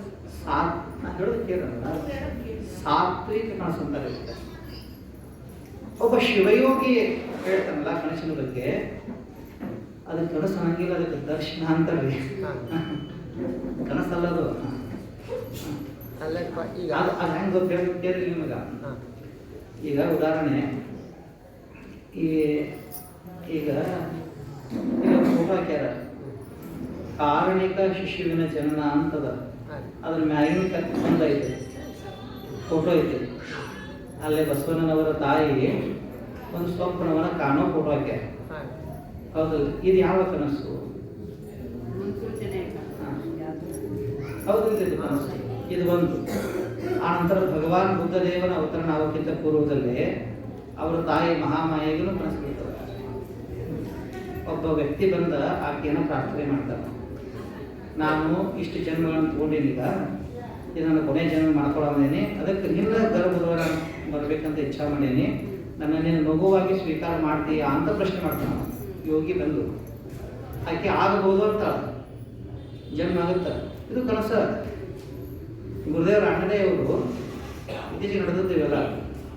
ಅವರಿಗೆ ಅವ್ರು ಗುರುಗಳ ಹತ್ರ, ಅವರು ಇಲಾಹಾಬಾದ್ ಯೂನಿವರ್ಸಿಟಿಯ ಚಾನ್ಸಲರ್, ಅವರು ಕುಲಪತಿಗಳಿದ್ರು ಗುರುದೇವರ ಅಣ್ಣದೇವರು. ಅವ್ರ ಸ್ವಪ್ನ ವಿಜ್ಞಾನ ಅಂತ ಪುಸ್ತಕ, ಇದ್ರ ಮೇಲೆ ಇದ ಸಬ್ಜೆಕ್ಟ್ ಭಾಳ ಅದ್ಭುತ. ಇವೆಲ್ಲ ಎಂತಗಳ್ರಿ, ಇವು ನಡೀತಾವ್ರಿ. ಇವು ರಾಜಕೀಯ ಕನಸು ಬಿದ್ದಿರಬಹುದು, ನಮ್ಮ ಪ್ರಪಂಚಕ್ಕೆ ಸಂಬಂಧಪಟ್ಟದ್ದು, ಆದ್ರೆ ಅದು ನಡೆಯಂಗಿಲ್ಲ, ಆಗೋದಿಲ್ಲ. ಆದ್ರೆ ಇವೇನು ಕನಸದವಲ್ಲ, ಏನ್ ನಾವು ನೋಡಿರ್ತೇವೆ ಅದು ರಿಯಾಲಿಟಿ ನಡೀತೈತಿ. ಬೆಳಗ್ಗೆ ಅದೇ ಇರುತ್ತೆ. ಬೆಳಿಗ್ಗೆ ಅಂತಂದ್ರಿ ಈಗ ಹೆಂಗಿರುತ್ತೆ ಗೊತ್ತಾ, ಇಲ್ಲಿ ನಿಮಗೆ ಬಂದ ಸಂದೇಶ ಹೇಳಿದ್ರಂತಂದ್ರೆ ಅದು ನಟಿಕೆ ನಡೀತದೆ. ಉದಾಹರಣೆ ಹೇಳ್ಬೇಕಾದ್ರೆ ಕಾಡಸಿದ್ದೇಶ್ವರರಿದ್ರು, ವಚನಕಾರ ಕಾಡಸಿದ್ದೇಶ್ವರರು. ಅವ್ರಿದ್ದಾಗ ಗುರುಲಿಂಗ ಜಂಗಮ ಅಂತ ಇದ್ರಲ್ಲ, ಅವ್ರ ಮೊದಲ ಹೆಸರು ಬೇರೆ ಅದ. ಅವ್ರಿಗೆ ಕನಸು ಬೀಳುತ್ತ, ನಿನ್ನ ಗುರು ಎಲ್ಲಿದನಪ್ಪ ಅಂತಂದ್ರೆ ಇಲ್ಲಿ ಅದಾರ, ಅಲ್ಲಿ ಹೋಗುವಂತ ಬೀಳುತ್ತ. ಕಾಡಸಿದ್ದೇಶ್ವರ ಹತ್ರ ಹೋಗುವಂತ ಕನಸು ಬೀಳ್ತೈತಿ. ಹುಡುಕಾಡ್ತಾ ಬರ್ತಾರೆ ಅವರು. ಅಲ್ಲಿ ಅವ್ರು ಇದ್ರಿ, ಅವ್ರ ಅನುಗ್ರಹನೂ ಮಾಡಿದ್ರು. ಇವೆಲ್ಲ ನಡೀತಾವ್ರಿ. ಹಿಂಗಾಗ್ತಾವ. ಈಗ ಇಲ್ಲಿ ದೈವಿ ಕನಸೋದಲ್ಲ, ಅಲ್ಲಿ ಅವತಾರ ಆಗೋದು ಮೊದಲ ಸೂಚನೆ ಆದದ್ದು. ಹಂಗೆ ದೈವಿ ಕನಸು ಬಿದ್ದು ನಡೀತಾವ, ಕರೆಕ್ಟಾಗಿ ನಡೀತೈತೆ ಮುಂದೆ. ಈ ಥರದ ವ್ಯವಸ್ಥೆ. ಬಟ್ ಒಂದು ಸಾಧನಾ ಮಾರ್ಗದಾಗ ಇರುವಂಥ ಸಂದರ್ಭದಾಗ ಒಂದು ರೀತಿ ಮಿಕ್ಸ್ ಅನ್ನೋ ರೀತಿಯಲ್ಲಿ ಒಂದೊಂದ್ಸಲ ರಾಜಸಿಕ ಬರ್ತಾವ, ಒಂದ್ಸಲ ತಾಮಸಿಕ ಬರ್ತಾವ. ಸಾಧಕರಿಗೆ ನಿಜವಾದ ಸಾಧಕರಿದ್ರೆ ಅಂತಂದ್ರೆ, ಕರೆ ಸಾಧಕರಿದ್ರೆ ಅಂತಂದ್ರೆ, ಶಿವಯೋಗ ಸಂಬಂಧಪಟ್ಟವ್ರಿದ್ರೆ ಅಂತಂದ್ರೆ ಅವ್ರಿಗೆ ತಾಮಸಿಕ ಕನಸು ಬರೋದಿಲ್ಲ, ರಾಜಸಿಕ ಕನಸು ಬರೋದಿಲ್ಲ. ಅವ್ರಿಗೆ ಯಾವ ಕನಸು ಬೀಳ್ತಾವಪ್ಪ ಅಂತಂದ್ರೆ, ಅಕ್ಕ ಕೇಳವರ ಆನಂದ ಕನಸು ಕಂಡೆ ಅಂತ ಇಂಥ ಯೋಗಿಗಳ ದರ್ಶನ ಆಗಿರ್ಬೋದು, ಸಿದ್ಧರ ದರ್ಶನ ಇರ್ಬೋದು, ಅಥವಾ ಗೈಡೆನ್ಸ್ ಸಿಗ್ತತಿ. ನೀ ಇದನ್ನೇ ಮಾಡು, ಆ ಮಾರ್ಗದರ್ಶನ ಮಾಡ್ತಾರ. ದೇವರು ಅಥವಾ ಯೋಗಿಗಳು 2 ಅವಸ್ಥೆಯನ್ನು ಬಳಸ್ಕೊಂತಾರೆ ಒಬ್ಬ ಸಾಧಕನಿಗೆ ಮಾರ್ಗದರ್ಶನ ಮಾಡ್ಬೇಕಾದ್ರೆ. ಒಂದು ಸ್ವಪ್ನ ಅವಸ್ಥೆಯನ್ನು ಮಾಧ್ಯಮ ಮಾಡ್ಕೊಂತಾರೋ, ಇನ್ನೊಂದು ಸಮಾಧಿಯನ್ನು ಮಾಧ್ಯಮ ಮಾಡ್ಕೊಂತಾರೆ. ಇಲ್ಲಿ ಗೈಡೆನ್ಸ್ ಆಗುತ್ತಾರೆ. ರಿಯಾಲಿಟಿ ಆಗ್ತದ್ರೆ ಮತ್ತೆ ಇದು ನಾನು ಹೇಳೋದು ಸುಮ್ಮನೆ ನಾ ಸ್ವಂತ ಅನುಭವ ಕೇಳಿ. ಪ್ರಬಲಿಕ ಲೀಲೆ ಅಂತೇಳಿ ಶಿಶುನಾಳ ಶರೀಫರು ತಮ್ಮ ಹಸ್ತಪ್ರತಿಯನ್ನ ಬರೆದಿದ್ದ ಪುಸ್ತಕ ಇಲ್ಲಿ ಸದ್ಯ ಐತೆ. ಅವ್ರು ತಮ್ಮ ಕೈಯಾರ ಬರೆದಿದ್ರು ಪ್ರಬಲಿಕ ಲೀಲೆನ ಹಚ್ಚಿ ಬರ್ಕೊಂಡು ಇಟ್ಕೊಂಡಿರ್ತಾರ, ಅವ್ರು ಖಾಯಂ ಅಂತ ಇಟ್ಕೊಂಡಿದ್ರು. ಅದನ್ನ ನಮ್ಮ ಈ ಹುಬ್ಬಳ್ಳಿ ಅವರನ್ನೇ ಭಾಳ ದೊಡ್ಡ ಸಾಧಕ ಲೇಖಕರಿ ಅವ್ರ ಬಗ್ಗೆ ಎಲ್ಲ PhD ಮಾಡಿರೋರು. ಅವ್ರು ಸುದಕ್ಕೆ ಹೋಗಿ ಕೇಳಿದ್ರೆ ಒಬ್ಬರು ಮನೆಯಿಂದ ಆ ಪುಸ್ತಕ ಒಟ್ಟು ಕೊಟ್ಟಿದ್ದಕ್ಕಿಲ್ಲ, ಅದು ಅಲ್ಲೇ ಇಟ್ಟಿರೋದು. ಸ್ವತಃ ಶರೀಫರ ಹಸ್ತಲೇಖನ ಅದು ನಾನು ಒಂದು ಕಾಣಿಸ್ಬಿತ್ತು. ಇದು ನಡೆದದ್ದು ಕರೆಗೆ ಮತ್ತು ಅದನ್ನು ತಂದು ಕೊಟ್ಟೆ ನನಗೆ ಅವ್ರು ಮಠದಾಗ ಕಾಣಿಸ್ಬಿತ್ತು. ಇಲ್ಲ ಹಿಂಗೆ ಈ ಮನೆಯೊಳಗೆ ಹಿಂಗೆ ಐತಿದು, ನೀವು ಹೋಗಂತ. ನಾನಲ್ಲಿ ಹೋದೇನ್ರಿ ಅವ್ರನ್ನ ಸಂಭಾಷಣೆ ಮಾಡಿದೆ, ಚರ್ಚೆ ಆಯಿತು. ಪ್ರಬಲಿಂಗ ಲೀಲೆ ಬಗ್ಗೆ ಭಾಳಷ್ಟು ವಿಶಾಲವಾಗಿ ಚಿಂತನೆ ಮಾಡಿದರೆ ಅವ್ರು ಕೊಟ್ಟರು. 2-3 ವರ್ಷಗಳ ತನಕ ಅದನ್ನು ಹೊರಗೆ ಕೊಡೋದವ್ರು ಅದನ್ನು ವಾಪಸ್ ಕೊಟ್ಟರು. ನಾನು ಅದನ್ನು ಮಠದವ್ರಿಗೆ ಕೊಟ್ಟೆ. ಇದು ನಿಮ್ಮಲ್ಲಿ ಇರಲಿ ಸಂಗ್ರಹ ಅಂತ. ಇದು ಯಾವ ಕನಸು ರಿಯಾಲಿಟಿ ನನಗೆ ಇದು ಸುಳ್ಳು ಹೇಳ್ತಿಲ್ಲ ನಾನು. ಇದು ಒಂದು ನನಗೆ ಯೋಗದ ಬಗ್ಗೆ ಕಲಿಬೇಕಾದ್ರೆ ಭಾಳ ಆಸಕ್ತಿ ಇತ್ತು. ಶಿವಯೋಗ ಭಾಳ ರಹಸ್ಯ ಅದ ರೀ. ಹೆಂಗೆ ಅದನ್ನು ಭೇದಿಸ್ಬೇಕು, ಹೆಂಗೆ ಒಳಗೆ ಪ್ರವೇಶ ಮಾಡಬೇಕು, ಇದೇನೂ ಗೊತ್ತಿಲ್ಲ. ಕಲಸಾವ್ರು ನಮ್ಮಲ್ಲಿ ಇಲ್ಲ. ಇದನ್ನ ಕಲಿಬೇಕೀಗ. ಹೆಂಗೆ ಕಲಿಬೇಕಂದ್ರೆ ಭಾಳ ಹುಡುಕಾಡಿದೆ. ಭಾರತ ತಿರುಗಾಡಿದ್ರೆ ನಾನು ಸರ್ ಎಲ್ಲ ಕಡೆ ಇವ್ರು ಯೋಗಿಗಳಾದ್ರೆ ಹೋಗಿಬಿಟ್ಟೆ ನಾನು. ಎಲ್ಲ ಕಡೆ ತಿರುಗಾಡಿ ಒಬ್ಬ ಯೋಗಿಯ ಬಗ್ಗೆ ಪರಿಚಯ ಆಯ್ತು. ಒಂದು ಪುಸ್ತಕದ ಮಾಧ್ಯಮದ ಮೂಲಕ ಲಹಾರಿ ಮಹಾಶಯರು ಅಂತ ಒಬ್ಬರು ಮಹಾನ್ ಯೋಗಿಗಳಾಗ್ಯಾರ. ಅವ್ರಿಗೆ ಈ ಮೆಥಡ್ ಗೊತ್ತಿತ್ತು. ನಾನು ಭಾಳ ಪ್ರಾರ್ಥನೆ ಮಾಡಿದೆ ಅವ್ರನ್ನ, ನನಗೆ ಇದನ್ನು ಕಲಿಸ್ಕೊಟ್ರು, ಹೆಂಗನ ಮಾಡಿ ಕಲಿಸ್ಕೊಟ್ರು. ಸ್ವಪ್ನ ಬಿತ್ತು ನನಗೆ. ಸ್ವಪ್ನದಾಗ ಅವರೇ ಬಂದರು. ನೋಡ್ರಿ, ಎಲ್ಲಿ ಕಲ್ಕತ್ತಾ, ಎಲ್ಲಿ ನಮ್ಮ ಊರು ಕಲ್ಕತ್ತಾದಾಗ ಇದ್ದವ್ರದಾರ, ಅವ್ರಿಗೆ ಅದು ಬರ್ತೈತಿ, ನೀವು ಹೋಗಂತ ಹೇಳ್ತಾರೆ. ನಾನು ಅವ್ರು ಹುಡುಕಂತ ಹೋದೆ ರೀ. ಅವರಿಂದ ನಾನು ಪದ್ಧತಿ ಕಲಿತೆ, ಮೆಥಡ್ಸ್ ಹೆಂಗದಪ್ಪ ಅಂತ. ಇದು ನಡೆದಿದ್ರೆ ಇದು. ಆ ನಂತರ ನಿಜಗುಣ ಶಿವಯೋಗಿಗಳ ಗ್ರಂಥಗಳನ್ನು ಶಿಲ್ಪು ಅದರಂತೂ ಸ್ಪಷ್ಟವಾಗಿ ಎಲ್ಲ ವಿವರಣೆ ಕೊಟ್ಟಾರ. ಪರಮಾರ್ಥ ವಿಶೇಷವಾಗಿ ಎಲ್ಲ ಸಾಧಕರು ಪರಮಾರ್ಥ ಪ್ರಕಾಶಿಕೆ ಅಂತ ಒಂದು ಗ್ರಂಥ ಅದ, ನಿಜಗುಣ ಶಿವಯೋಗಿಗಳು. ಅದನ್ನು ಓದಬೇಕು. ಶಿವಯೋಗಕ್ಕೆ ಸಂಬಂಧಪಟ್ಟದ ಅದಿಂದ ಹಿಡ್ಕೊಂಡು ಜ್ಞ ತನಕ ಸಮಗ್ರ ಪ್ರಕ್ರಿಯೆಯನ್ನು ಬರೆದಾರ ಅವರು. ಸಮಗ್ರ ಪ್ರಕ್ರಿಯೆ ಶಿವಯೋಗದ್ದು ನಿಜಗುಣ ಶಿವಯೋಗಿಗಳು ಬರ್ದಾರ. ಯೋಗ ಪ್ರತಿಪಾದನಾ ಸ್ಥಳದಲ್ಲಿ ಶಿವಯೋಗದ ಸರ್ಪಭೂಷಣ ಶಿವಯೋಗಿಗಳು ಬರ್ದಾರ, ಮಹಾಲಿಂಗ ರಂಗರು ಬರ್ದಾರ. ಇವು ಗ್ರಂಥಗಳನ್ನು ಅಧ್ಯಯನ ಮಾಡಬೇಕು. ಇವು ನಮಗೆ ತಿಳಿಬೇಕಾದ್ರೆ ಅವ್ರ ನಂತರ ಬಂದವರು ಎಲ್ಲರೂ ಸಾಧನ ಮಾಡಿದ್ದಾರೆ. ಇವೆಲ್ಲ ನಡೆದಿರ್ತಾವೆ ಸರ್. ಇದು ಸತ್ಯ ನಾನು ಹೇಳೋದು. ಇರಲಿ, ವಿಷಯ ಬೇರೆ ಅದು ಅಮೃತದ ನಮಸ್ಕಾರ. ಇಲ್ಲೇ ಒಂದು ವಚನ ಯಾರಪ್ಪ ಅಂತಂದ್ರೆ ಇದು ಭಾಳ ದೊಡ್ಡ ವಚನದ. ಇದು 3 ಪುಟ ವಚನದ. ಸಮಯ ಐತಲ್ಲ ಎಲ್ಲರಿಗೂ? 3 ಪುಟದ ವಚನ ಯಾರು ಹೇಳ್ಯಾರಪ್ಪ ಅಂತಂದ್ರೆ ಇದು ಬೋಳ ಬಸವಣ್ಣನವರು ಹೇಳಿರ್ತಕ್ಕಂಥ ಮಾತಿರ್ತಾರೆ. ಗುಂಬಳಾಪುರದ ಸಿದ್ಧಲಿಂಗ ದೇವರ ಗುರುಗಳವರು ಬೋಳ ಬಸವಣ್ಣನವರು. ಅವರು ಸಿದ್ಧಲಿಂಗ ದೇವರಿಗೆ ಹೇಳಿರ್ತಕ್ಕಂಥ ಮಾತು ಅದನ್ನು ಅವ್ರು ದಾಖಲ ಮಾಡ್ಯಾರ.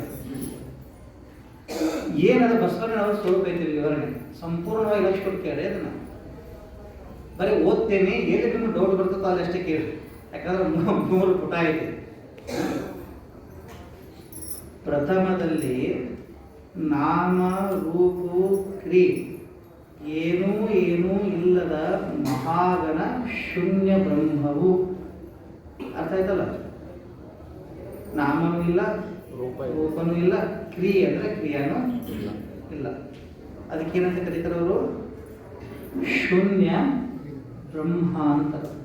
ಬ್ರಹ್ಮ ಪದಾರ್ಥ ವ್ಯಾಪಕ, ಬೃಹತ್ವ ಇತಿ ಬ್ರಹ್ಮ ಅಂತ.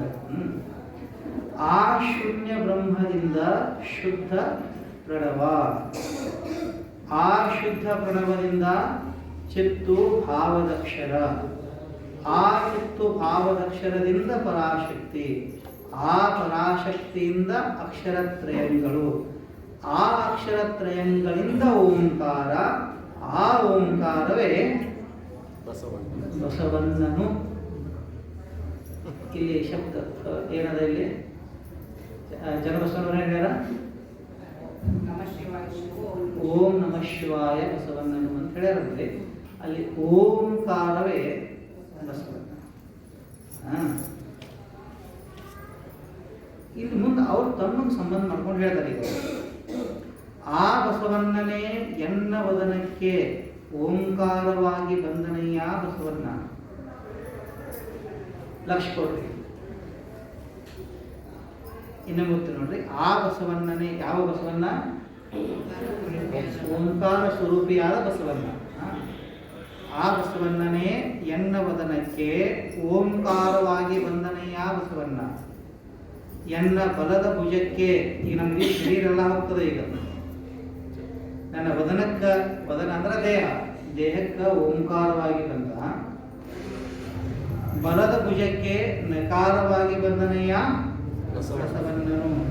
ಎಡದ ಭುಜಕ್ಕೆ ಮಕಾರವಾಗಿ ಬಂದನಯ್ಯ ಬಸವಣ್ಣನು. ದೇಹ ಮಧ್ಯಕ್ಕೆ ಸಿಕಾರವಾಗಿ ಬಂದನಯ್ಯ ಬಸವಣ್ಣನು. ಎನ್ನ ಬಲದ ತೊಡೆಗೆ ವಾಕಾರವಾಗಿ ಬಂದನಯ್ಯ ಬಸವಣ್ಣ. ಎನ್ನ ಎಡದ ತೊಡೆಗೆ ಯಕಾರವಾಗಿ ಬಂದನಯ್ಯ ಬಸವಣ್ಣ. ಎನ್ನ ಸ್ಥೂಲ ತನುವಿಂಗೆ ಉಕಾರವಾಗಿ ಬಂದನಯ್ಯ ಬಸವಣ್ಣ. ಎನ್ನ ಸೂಕ್ಷ್ಮ ತನುವಿಂಗೆ ಮಕಾರವಾಗಿ ಬಂದನಯ್ಯ ಬಸವಣ್ಣ. ಎನ್ನ ಕಾರಣ ತನುವಿಂಗೆ ವಕಾರವಾಗಿ ಬಂದನಯ್ಯ ಬಸವಣ್ಣ. ಎನ್ನ ಆಯತಕ್ಕೆ ಬಕಾರವಾಗಿ ಬಂದನಯ್ಯ ಬಸವಣ್ಣ. ಎನ್ನ ಸ್ವಾಯತಕ್ಕೆ ಸಕಾರವಾಗಿ ಬಂದನಯ್ಯ ಬಸವಣ್ಣ. ಎನ್ನ ಸನ್ನಿಹಿತಕ್ಕೆ ನಕಾರವಾಗಿ ಬಂದನಯ್ಯ ಬಸವಣ್ಣ. ಎನ್ನ ಕ್ರಿಯೆಗೆ ಅವಾಚ್ಯ ಸ್ವರೂಪನಾಗಿ ಬಂದನಯ್ಯ ಬಸವಣ್ಣ. ಕ್ಲಿಯರ್ ಆಗತ್ತಲ್ಲ?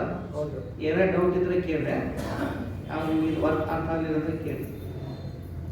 ಎನ್ನ ಜ್ಞಾನಕ್ಕೆ ಮಹಾಶೂನ್ಯನಾಗಿ ಬಂದನಯ್ಯ ಬಸವಣ್ಣ.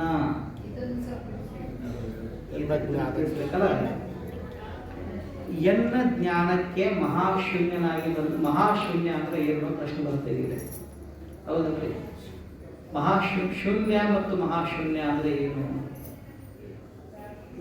ಏನಿದೆ ಶೂನ್ಯ ಅಂದ್ರೆ ಆಕಾಶ ಮಹಾಕಾಶ ಅಲ್ಲ, ಇದಲ್ಲ, ಶೂನ್ಯ ಅಂತ ಕರಿತೀವಿ ನಾವು. ಅದರ ತೀವ್ರತೆ ಹೆಚ್ಚು ಮಾಡಬೇಕಪ್ಪ ಶ್ರೀಧರಪ್ಪ. ಶೂನ್ಯನೂ ಒಂದೇ, ಮಹಾಶೂನ್ಯನೂ ಒಂದೇ. ಶೂನ್ಯದ ತೀವ್ರತೆನೇ ಹೆಚ್ಚು ಮಾಡಲಿಕ್ಕೆ ಮಹಾಶೂನ್ಯ. ನೋಡ್ರಿ, ಒಂದು ಮಾತನ್ನ ಪ್ರಭುದೇವರು ಬರೀತಾರೆ. ಶೂನ್ಯವನ್ನ ಸುಟ್ಟು ವಿಭೂತಿಯನ್ನಾಗಿ ಧಾರಣ ಮಾಡಿದೆ ಅಂತಾರ. ಕೇಳಿರಿ, ಇದು ಸಾಧನ ಪೂರ್ತಿ. ಪ್ರಭುದೇವರು ಏನ್ ಹೇಳ್ತಾರ? ಶೂನ್ಯವನ್ನೇ ಸುಟ್ಟು ವಿಭೂತಿಯನ್ನಾಗಿ ಧಾರಣ ಮಾಡಿದೆ ಅಂತಾರ. ಶೂನ್ಯ ಸಂಪಾದನದಾಗ ಇದ್ದಿದ್ದು ನಾನು ಪ್ರವಚನ ಮಾಡಿದಾಗ ಕೇಳಿದ್ರು, ವ್ಯಾಖ್ಯಾನ ಕೇಳಿದ್ರು ಭಾಳ ಮಂದಿ. ಶೂನ್ಯ ಅಂದ್ರೆ ಎದಕ್ಕಂತಾರ? ಇಲ್ಲಿ ಮಹಾಶೂನ್ಯ ಅಂತದ ಎರಡು ಸರಿಯಾದ ಇದೆ. ದೇಹ ಭಾವ, ಇಂದ್ರಿಯ ಭಾವ, ಮನ ಮೊದಲಾದ ಅಂತಃಕರಣ ಭಾವವನ್ನ ಸಂಪೂರ್ಣವಾಗಿ ದಾಟಿದ ಒಂದು ಸ್ಥಿತಿಗೆ ಏನಂತ ಕರೀತಾರ? ಶೂನ್ಯ ಅಂತ. ಅಲ್ಲಿ ಏನೂ ಇಲ್ಲ, ಹೌದಿಲ್ರಿ? ದೇಹ ಭಾವ ಇಲ್ಲ, ಇಂದ್ರಿಯಗಳ ಭಾವ ಇಲ್ಲ, ಸಂಕಲ್ಪ ವಿಕಲ್ಪಾದಿಗಳಿಲ್ಲ, ಏನೂ ಇಲ್ಲ. ಏನದ? ಏನಂತ ಹೇಳಕ್ಕೂ ಬರಂಗಿಲ್ಲ. ಇದಕ್ಕೆ ಏನಂತಾರೆ? ಈ ಅವಸ್ಥೆಗೆ ಶೂನ್ಯ ಅಂತಾರೆ. ಇದಕ್ಕೆ ತುರ್ಯಾವಸ್ಥೆಯೊಳಗೆ ಶೂನ್ಯ ಅನುಭವ ಬರ್ತದ. ಅದನ್ನು ಅತಿಕ್ರಮಿಸಿದ ಅಂತಂದ್ರೆ ಅದು ಮಹಾಶೂನ್ಯ. ಅರ್ಥ ಆಯ್ತಿಲ್ರಿ? ಇದನ್ನ ದಾಟ್ತಾನ ಮುಂದೆ. ನಾನು ಅನ್ನೋ ಪದದ ಅರ್ಥ ಗೊತ್ತನ್ರಿ? ನಾನು ಅನ್ನೋದು ಇಲ್ಲವೇ ಇಲ್ಲ. ಕೇಳಿಲ್ಲ, ನಾನು ಅನ್ನೋದು ಇಲ್ಲವೇ ಇಲ್ಲ. ನಾನು ಅನ್ನೋದು ಕಲ್ಪನಾ ಅಷ್ಟೇ. ಅದು ಆ ಕಲ್ಪನಾ ನಾವು ದೇಹಕ್ಕೆ ಮಾಡ್ಕೊಂಡು ಏನಂತೀವಿ? ದೇಹವೇ ನಾನು ಅಂತೇಳಿ ದೇಹಕ್ಕೆ ಸಂಬಂಧಪಟ್ಟಂತಹ ಜಾತಿ, ಹೌದು, ದೇಹಕ್ಕೆ ಸಂಬಂಧಪಟ್ಟ ಜಾತಿ, ವರ್ಣ, ಆಶ್ರಮ, ಷಟ್ಭಾವ, ವಿಕಾರ ಅಂತ ಕರಿತೀವಲ್ಲ, ಅವೆಲ್ಲ ದೇಹಕ್ಕೆ ಸಂಬಂಧಪಟ್ಟದ್ದು. ಇಲ್ಲದೇ ಇರೋ ನಾನು, ನಾನಂದ್ರೆ ಮೂಲ ಬೇರೆನೇದೇನೆ. ಇಲ್ಲದೇ ಇರೋ ನಾನು ಹುಟ್ಟಿ ದೇಹ ನಾನು ಅಂತ ತಿಳ್ಕೊಂಡು ಹೀಗಾಗಿದೆ. ಅದೇ ನಾನು ಇಂದ್ರಿಯಗಳಿಗೆ ಬಂತಂತಂದ್ರೆ ನಾನು ನೋಡ್ತೀನಿ, ಕಣ್ಣು ನಾನು ಅಂತೀನಿ, ಅದು ನಾನು ನೋಡ್ತೀನಿ, ನಾನು ಕೇಳ್ತೀನಿ, ನಾ ಮಾತಾಡವ ನೋಡವ ಕೇಳವ, ನಾನೇನು? ಯಾವುವು? ಜ್ಞಾನೇಂದ್ರಿಯಗಳು. ಅದ ಕರ್ಮೇಂದ್ರಿಗೆ ಬರ್ತಂತಂದ್ರೆ ನಾ ಕೊಡ್ತೀನಿ, ನಾನು ತಗೋತೀನಿ, ನಾನು ನಡಿತೀನಿ, ಹೌದಲ್ರಿ, ನಾ ಮಾತಾಡ್ತೀನಿ, ಇನ್ನೇಳು. ಅದೇ ಒಳಗೆ ಹೋಯ್ತಂದ್ರೆ ನಾನು ಸಂಕಲ್ಪ ಮಾಡ್ತೀನಿ, ನನ್ನಲ್ಲಿ ವಿಕಲ್ಪಗಳದಾವ, ಹೌದಲ್ರಿ, ನಾನು ನಿರ್ಣಯ ಮಾಡ್ತೀನಿ, ನಾನೆಲ್ಲವನ್ನ ಸಂಗ್ರಹಿಸ್ತೀನಿ ಅನ್ನೋದು ಬರ್ತದೆ. ಇನ್ನ ಒಳಗೆ ಹೋದಂತಂದ್ರೆ ನಾನು ಪ್ರಜ್ಞೆ ಮಾತ್ರ ಉಳಿತದ್ರಿ, ಅದು ಹೋಗ್ತದೆ. ಅಲ್ಲಿ ಹೋದಾಗ ಏನು ಉಳಿತದಲ್ಲ ಅದು ಬರೀ ಸತ್ ಅಂತೀವಿ ನಾವು. ಸತ್ ಅಂತಂದ್ರೆ ಇರುವಿಕೆ, ಇದೇ ಅಷ್ಟೇ. ಎಕ್ಸಿಸ್ಟೆನ್ಸ್ ಇದೆ. ಏನದ? ಇದು ಯಾವೂ ಇಲ್ಲ, ಆದ್ರೆ ಅದ. ಅರ್ಥ ಆಯ್ತಿಲ್ರಿ? ದೇಹಾದಿಗಳಿಲ್ಲ, ಅದು ಇದೆ, ಅದು ಚಿತ್ತ. ಅದು ಇರೋದು ಹ್ಯಾಂಗದ? ಎಲ್ಲವನ್ನ ಅರಿತದ. ದೇಹವನ್ನು ಮೊದಲು ಮಾಡಿಕೊಂಡು ಎಲ್ಲ ಕರ್ಮೇಂದ್ರಿಯಗಳನ್ನ, ಜ್ಞಾನೇಂದ್ರಿಯಗಳನ್ನ, ಅಂತಃಕರಣ ಪಂಚಕವನ್ನು ಕೂಡ ಇದರಿಟ್ಟು ಅರಿತದ. ಅರಿಯುವುದರಿಂದ ಚಿತ್ತ, ಅರಿವು ಅಂತ ಅದು ಇರುವಿಕೆ, ಅದು ಅರಿಯುವಿಕೆ. ಆದರೆ ಇನ್ನೊಂದು ಲಕ್ಷಣ ಏನಪ್ಪಾ ಅಂದ್ರೆ ಅದು ಆನಂದ ಸ್ವರೂಪದ. ಯಾವುದು? ಅದು ನಾನುವಿನ ಮೂಲ ಇರೋದದ, ಅದ್ರ ಬಿಟ್ಟು ಮತ್ತೇನಿಲ್ರಿ, ಅದು ಆನಂದ. ಅದು ಯಾವಾಗಲೂ ಇದೆ, ಆದ್ದರಿಂದ ನಿತ್ಯ. ಅದು ಪೂರ್ಣದಲ್ಲಿ, ಆದ್ದರಿಂದ ಪೂರ್ಣ. ಅದು ನಮ್ಮ ನಿಮ್ಮ ಎಲ್ಲರ ನಿಜ ಸ್ವರೂಪ. ಅದರಲ್ಲೇ ಕಲ್ಪಿತನಾದಂತ ನಾನು ಬರ್ತಾನಷ್ಟೇ. ಖರೆ ನಾನು ಇಲ್ಲ, ನಾನು ನೀವು ಎಲ್ಲ ಅದು ಇರುವು ಅರಿವು ಆನಂದ ನಿತ್ಯ ಪೂರ್ಣರು ನಾವು. ಅದ್ರ ಮ್ಯಾಗ ತೋರುವಂತ ಒಂದು ತೆರೆ ಇದೆ ಅಷ್ಟೇ ನಾನು. ಅರ್ಥ ಆಗ್ತಿರ್ಲಿ? ಅದು ವಾಸ್ತವಿಕ ಹುಡುಕಾಡ ಹೋದ್ರೆ ಐತಿನದು ಇಲ್ಲ, ಇರೋದ ಬೇರೆ. ಅರ್ಥ ಆಗ್ತಿರ್ಲಿ? ನಿನ್ನ ನಿಜ ಇದನ್ನೇ ತಿಳಿ, ಬೇರೆನ್ನದಲ್ಲಿ ಮನುಷ್ಯ ಇದನ್ನೆನಿಸುವುದು ಆವುದು, ಅದಕ್ಕೆ ತಾನಾಶ್ರಯ ಪದವಾಗಿ ಬಾಧೆವೆಂದರೆ ತೋರುತೆಯ ಸತ್ತೇ ನಿನ್ನ ನಿಜ. ಹೌದಂತೆ ಇವ್ರು ಹೇಳ್ತಾರೆ ಇದನ್ನ. ಮೂರವಸ್ಥೆಯೋಳು ತೋರುವ ಅಖಿಳವನು ಬೇರಿಟ್ಟರಿಯುವುದಾಗಿ ನೀರಬಾರದ ಚಿತ್ತೇ ನಿನ್ನ ನಿಜ. ಹೌದಲ್ರಿ? ನಾನು ಯಾರು? ಆನಂದ ಸ್ವರೂಪ. ಇದು ನಮ್ಮ ನಿಜ ರೀ. ಅದು ಇರುವಿಕೆ ಅನ್ನೋದೈತಲ್ಲ, ಆ ಸಚ್ಚಿದಾನಂದ ಇರುವಿಕೆ ಅನುಭವ ಆಯ್ತಂದ್ರೆ ಅದಕ್ಕೆ ಪಿಂಡ ಸ್ಥಳ ಅಂತಾರ. ಅದ್ರೊಳಗೆ ಐತಿಪ್ಪ, ಅರಿವು ಇರುವ ಆನಂದ ಸ್ವರೂಪವಾದಂಥ ವಸ್ತು ಒಳಗೆ ಐತಿ. ಇಷ್ಟು ತಿಳುವಳಿಕೆ ಆಗೋದಕ್ಕೆ ಪಿಂಡ ಅಂತಾರ. ಅದ್ರ ಜ್ಞಾನ ಆಯ್ತಂದ್ರೆ ಪಿಂಡ ಜ್ಞಾನ ಸ್ಥಳ ಅಂತಾರ. ಅಲ್ಲಿಂದ ನಮ್ಮ ಶರಣ ಸಾಧನ ಚಾಲು ಆಗುತ್ತೆ. ಆ ವಸ್ತು ಜ್ಞಾನ ಆದ ನಂತರ ಸಂಸಾರ ಹೇಗಾಗುತ್ತ ಅಂದ್ರೆ ದೇಹತ್ರಯ, ಅವಸ್ಥಾತ್ರಯ, ಇವೆಲ್ಲ ಸಂಸಾರದ ಹೊರಗಿದ ಯಾವ್ದಲ್ರಿ? ನಮ್ಮ ಮೂರು ದೇಹಗಳು, ಮೂರು ಅವಸ್ಥೆಗಳು, ಮೂರು ಜೀವರು, ಅವುಗಳ ಗುಣಧರ್ಮ, ಇದೆಲ್ಲ ಸಂಸಾರ. ಇದರಿಂದ ನಾವು ಹೊರಗೆ ಬರ್ತಾನೆ. ಇದೇನಂತಾರೆ ಇದಕ್ಕೆ?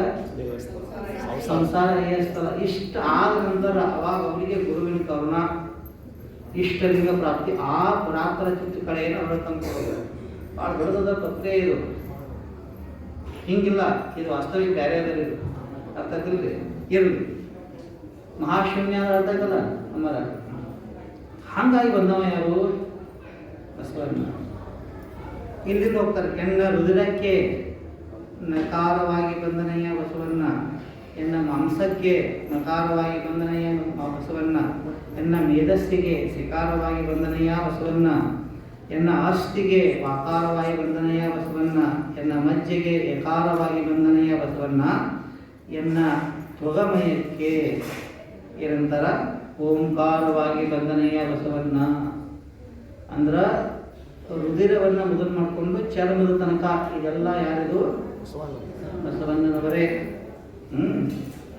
ಎನ್ನ ದೇಹ ಭಾವದ ಕೊಂದೆನೆಂದು ಬಕಾರವಾಗಿ ಬಂದನಯ್ಯ ಬಸವಣ್ಣ. ಬೇಜಾರಾಗತ್ತಿಲ್ಲ ಯಾರಿಗೆ? ಬೋರಾಗತ್ತಿಲ್ಲ ಹೇಳ್ರಿ. ಎನ್ನ ಹೊನ್ನು ಹೆಣ್ಣು ಮಣ್ಣೆಂಬ ಸಕಲಾಸೆಯ ಕೊಂದೆನೆಂದು ಸಕಾರವಾಗಿ ಬಂದನಯ್ಯ ಬಸವಣ್ಣನು. ಎನ್ನ ಇಂದ್ರಿಯ ವಿಷಯಗಳ ಕೊಂದೆನೆಂದು ಉಕಾರವಾಗಿ ಬಂದನಯ್ಯ ಬಸವಣ್ಣ. ಅರ್ಥ ಆಯ್ತಿಲ್ರಿ? ಸರಳದ ಶಬ್ದಗಳು. ಎನ್ನ ನಾದಕ್ಕೆ ಅಕಾರವಾಗಿ ಬಂದನಯ್ಯ ಬಸವಣ್ಣ, ಎನ್ನ ಬಿಂದುವಿಗೆ ಉಕಾರವಾಗಿ ಬಂದನಯ್ಯ ಬಸವಣ್ಣ, ಎನ್ನ ಕಲೆಗೆ ಮಕಾರವಾಗಿ ಬಂದನಯ್ಯ ಬಸವಣ್ಣ, ಎನ್ನ ಪ್ರಾಣಕ್ಕೆ ಓಂಕಾರವಾಗಿ ಬಂದನಯ್ಯ ಬಸವಣ್ಣ. ಮೂಲ ಪ್ರಾಣ ನಾದ ಬಿಂದು ತಲೆಗಳ ಆ ಕಡೆ ಅದ. ಅರ್ಥ ಆಯ್ತಾ? ಇದು ಬರೀ ವಾಯುವೇ, ಇದು ಮೂಲ ಪ್ರಾಣ ಲಿಂಗ ಆಗುತ್ತೆ. ಆಯ್ತಾ?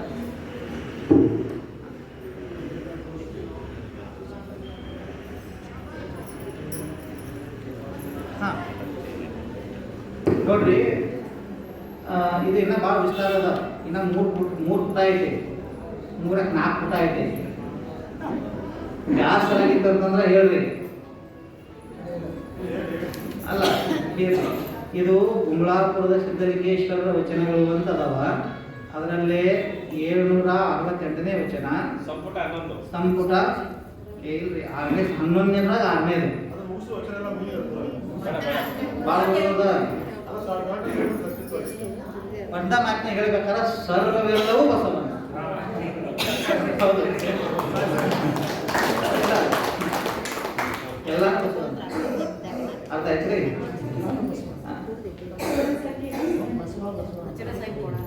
768ನೇ ವಚನ. ಸಮಯನೂ ಭಾಳ ಆಯಿತು. ಭಾಳ ತಕ್ಕ ತಾವೆಲ್ಲ ಕೂತೀರಿ, ಇಲ್ಲಿವರೆಗೆ ಕೇಳಿದ್ರಿ. ತಮ್ಮೆಲ್ಲರಿಗೂ ನಾನು ಬಹಳಷ್ಟು ಆಭಾರಿಯಾಗಿರ್ತೀನಿ. ಏನಾದರೂ ತಪ್ಪು ತಲೆಗಳಾಗಿದ್ರೆ ನಾನು